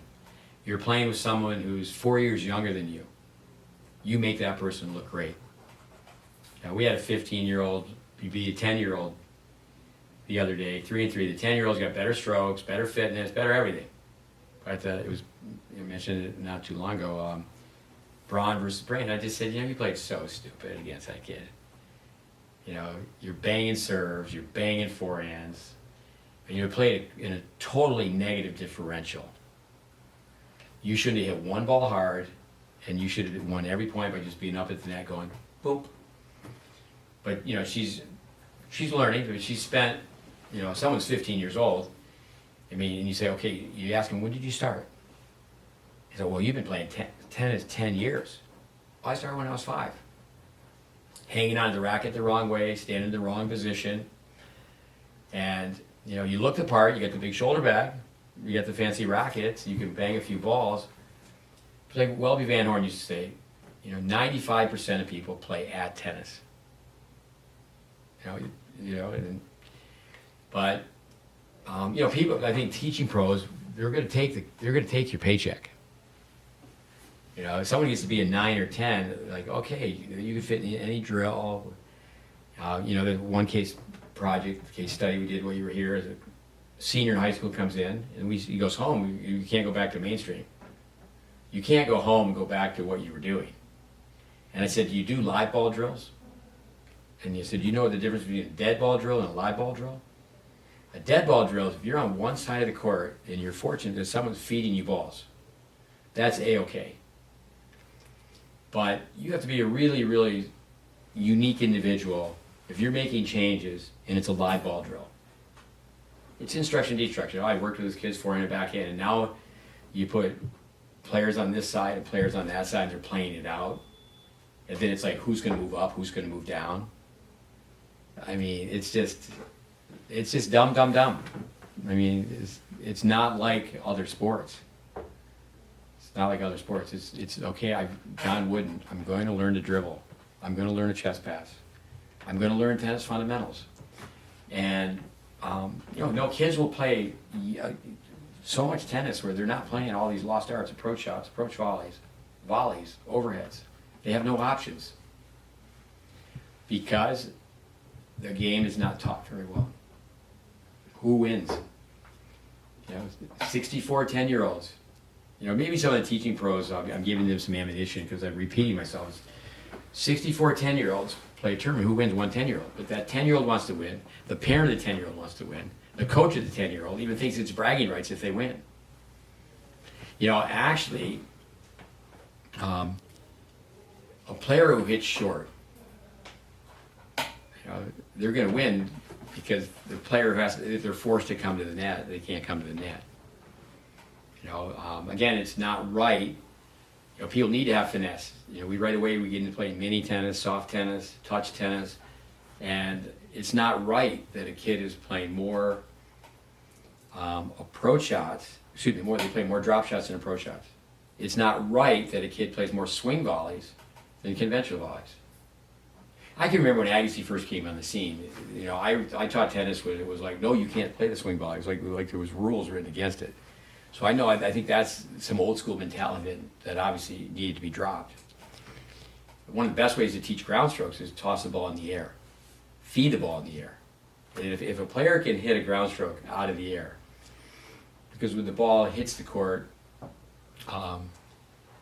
the speed and spin are going to dissipate, come off the shot. Feed balls very fast, and the kid just take it right out of the air. A drill that we don't do enough because we're working with kids that are redos. It's not like squad training. We've worked with this kid when he was 7, 8, now 9, 10, 11, 12. And we're going to do a drill where you're going to hit 3 forehands on the run. Not that necessarily is going to be part of your game, but you're going to keep your head still. You're going to keep your left shoulder to the net. You're going to be pulling. Last week we talked to Jim Klein, and Ryan Reed's done a great job. Likeable guy, but he also sometimes trying to be too likable. And I mentioned this Alcaraz video where Ryan talks about how Alcaraz opens up, and someone like Andy Fitzell would know that Vic Rader would cringe to hear him say that because you don't want to pull that shoulder out. and great as Alcaraz is. But that's a model, is a lot of people are very successful with YouTube clips. They're going to take the pros, and people want to watch the pros. They want to, you make a film of Alcaraz, people are going to watch it.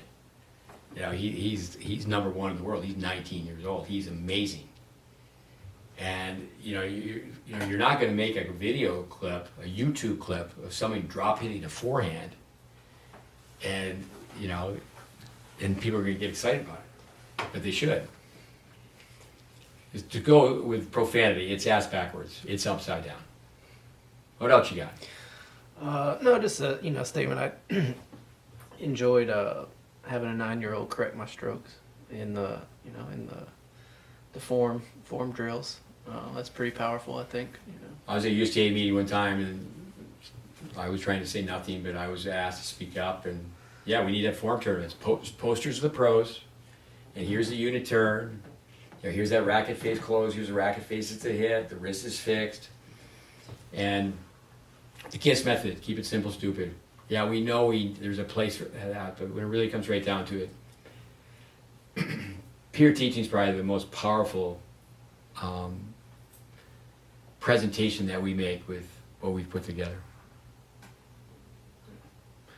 And I don't know if you talked about last podcast, but just I heard you mention a couple times. What does it mean for the GreatBase to get nonprofit status? Well, we got September 1st. It's a month gone by, and obviously people could donate money to the GreatBase. I tell people I want to reach out from my grave and improve tennis teaching. We do have a network, alumni, associates. We need to get the troops together, and we need to do a better job for tennis. So, we'd like to do what we're doing, but do it better. We could. Cole Reeves mentioned Tennis Intelligence Applied 2.0, just to make that a better course. We know that people will look at the old grainy film, and obviously it was Miran Man was an intern that was made so long ago, but it was it wasn't one take necessarily. We like to tell people no script, one take, but it was put together on the fly, and again it has a little bit of all the different pillars. We mentioned over 100 coaches, so no, the vision or a mission, we would like to see tennis be, people should be able to teach tennis in a driveway. People should be able to play in their basement. Kids should be able to practice on an open field tossing balls back and forth. With tennis should be less costly.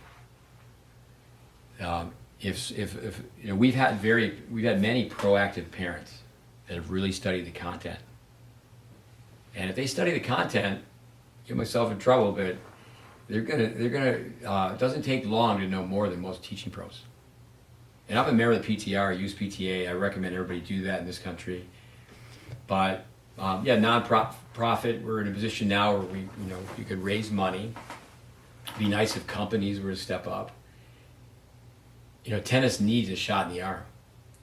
And, certainly could be repositioned from a marketing standpoint, but we have a very good handle on what Vic Braden contributed to tennis. We have a very good handle on Welby Van Horn, Dennis Vandermeer. People listen to our podcast. We made a thorough study of what Jim Lair brought to tennis. He's not in the Hall of Fame, but I'm sure he will be. International Tennis Hall of Fame. So, I tell people that we're a snowflake. We were a snowflake, now we're a snowball. Hopefully we can be a snowman, but tennis needs an avalanche. People ask us, Steve, what do you do? I fight ignorance every day. Really, I'm talking to people that are far more intelligent than I am. Vic Braden, if someone can afford a tennis lesson, the socio-economic functions. Most tennis pros can't afford their own lesson.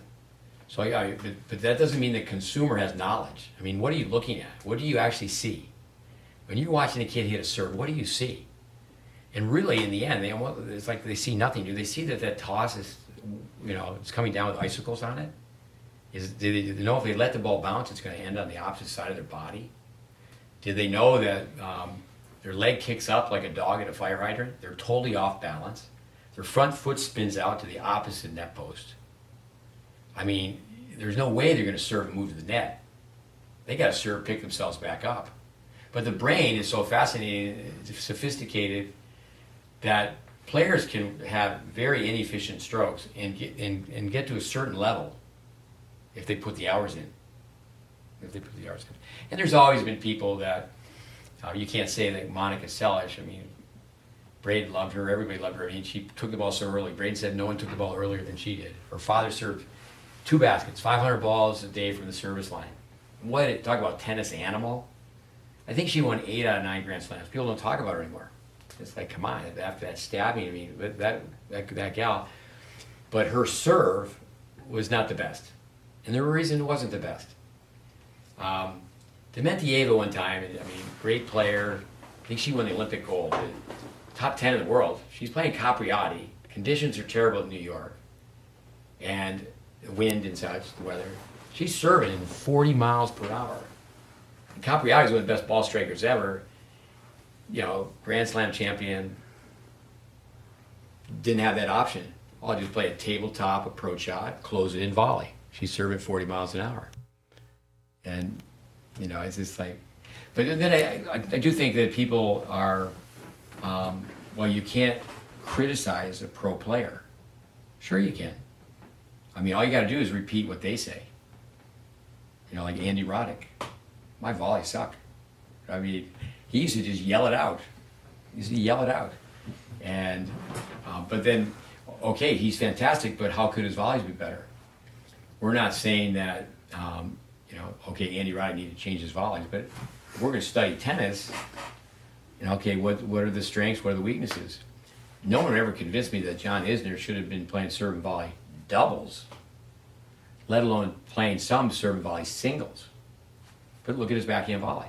People listen to our podcast, his college coach said, if Welby Van Horn had taught him to play, he would have millions more. And great player, but backhand volley is inefficient. And, you know, that's where, but amazing serve, forehand solid. I think playing in front of that Georgia crowd, even though they were for him, he became a great competitor, great for the game. You know, I remember telling the tennis director at one time about Sam Querrey, who just retired. You know, he might have been making $20,000 a week. He's a great tennis player. And are the tennis players of the future going to play like Sam Querrey? He played one-up, one-back doubles. And, you know, so one thought for us is we want to help tennis worldwide. We just want to basically share what we've learned. But with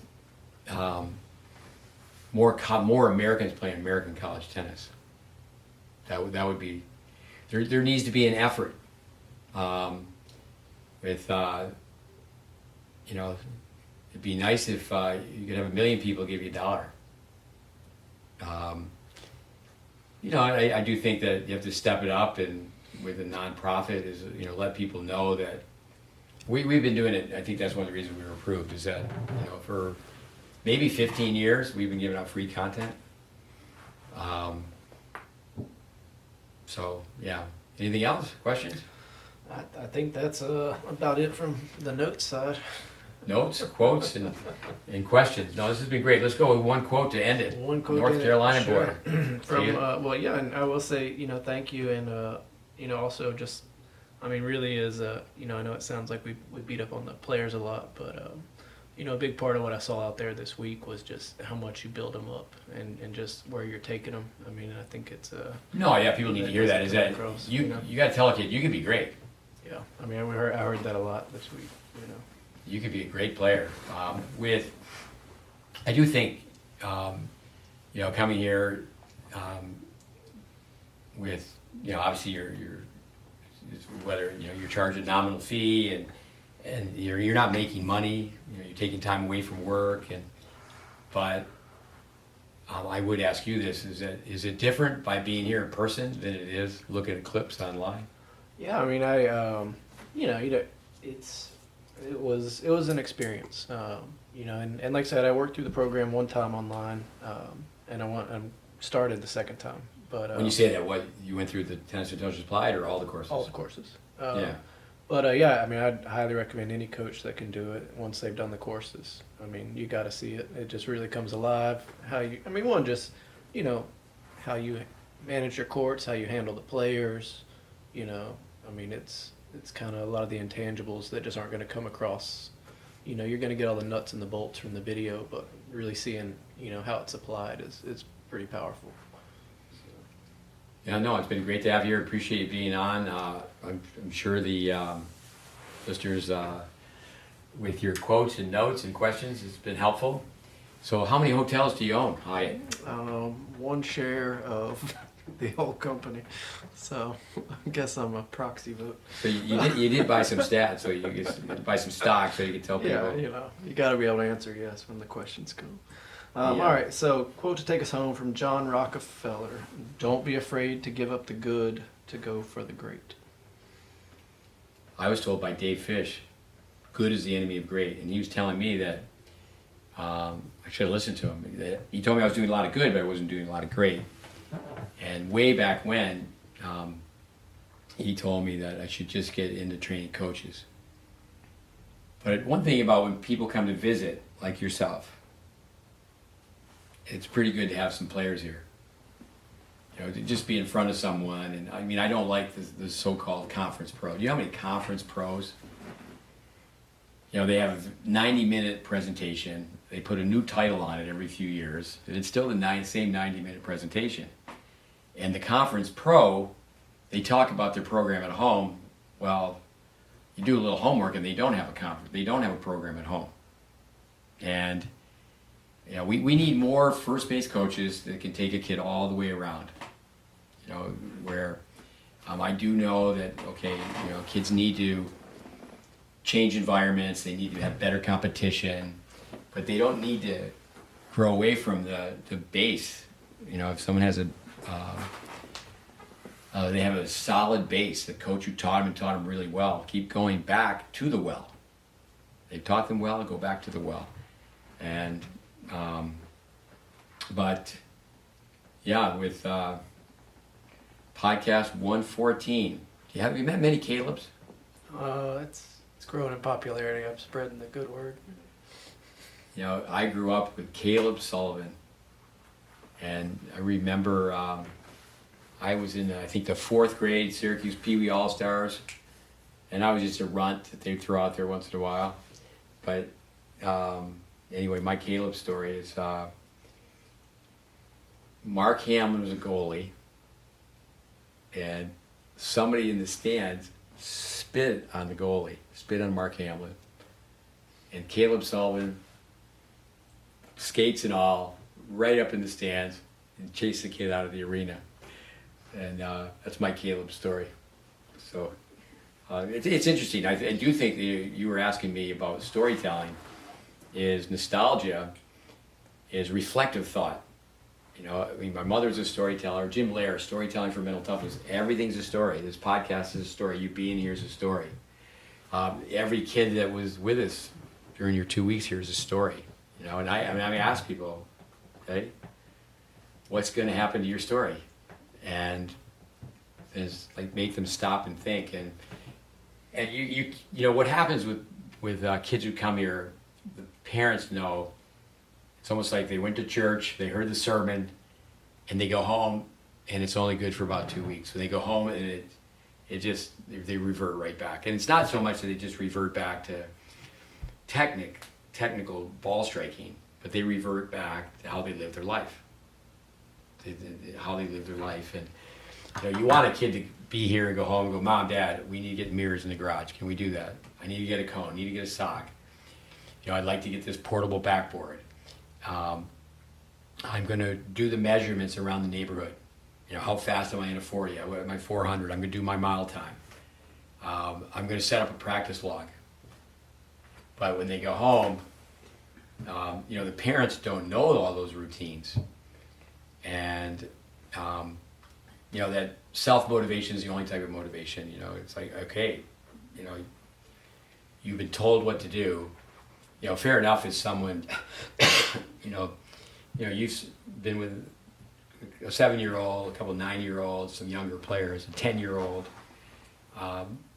and you really want to be a good tennis player. Okay.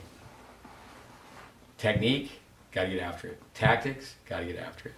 The physical, got to get after it. The mental emotional, got to get after it. And you need to become a student of the game. And that's a matter of someone shows you a better way to do push-ups. You have a notebook, you journal. Okay, I was told a better way to do push-ups.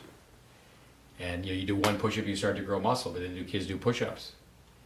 And again, doom and gloom, negative guy is that, okay, you've got a group of tennis players that can't do push-ups. And then when they come out to practice, I think it's unfortunate that we have to have them skip rope. We have to have them do push-ups and squat thrusts and that. Even when they go to the physical trainer, they work with someone, and then it's the physical trainer, just like in tennis, they should measure what has to be tested, and then monitor that. But it's not.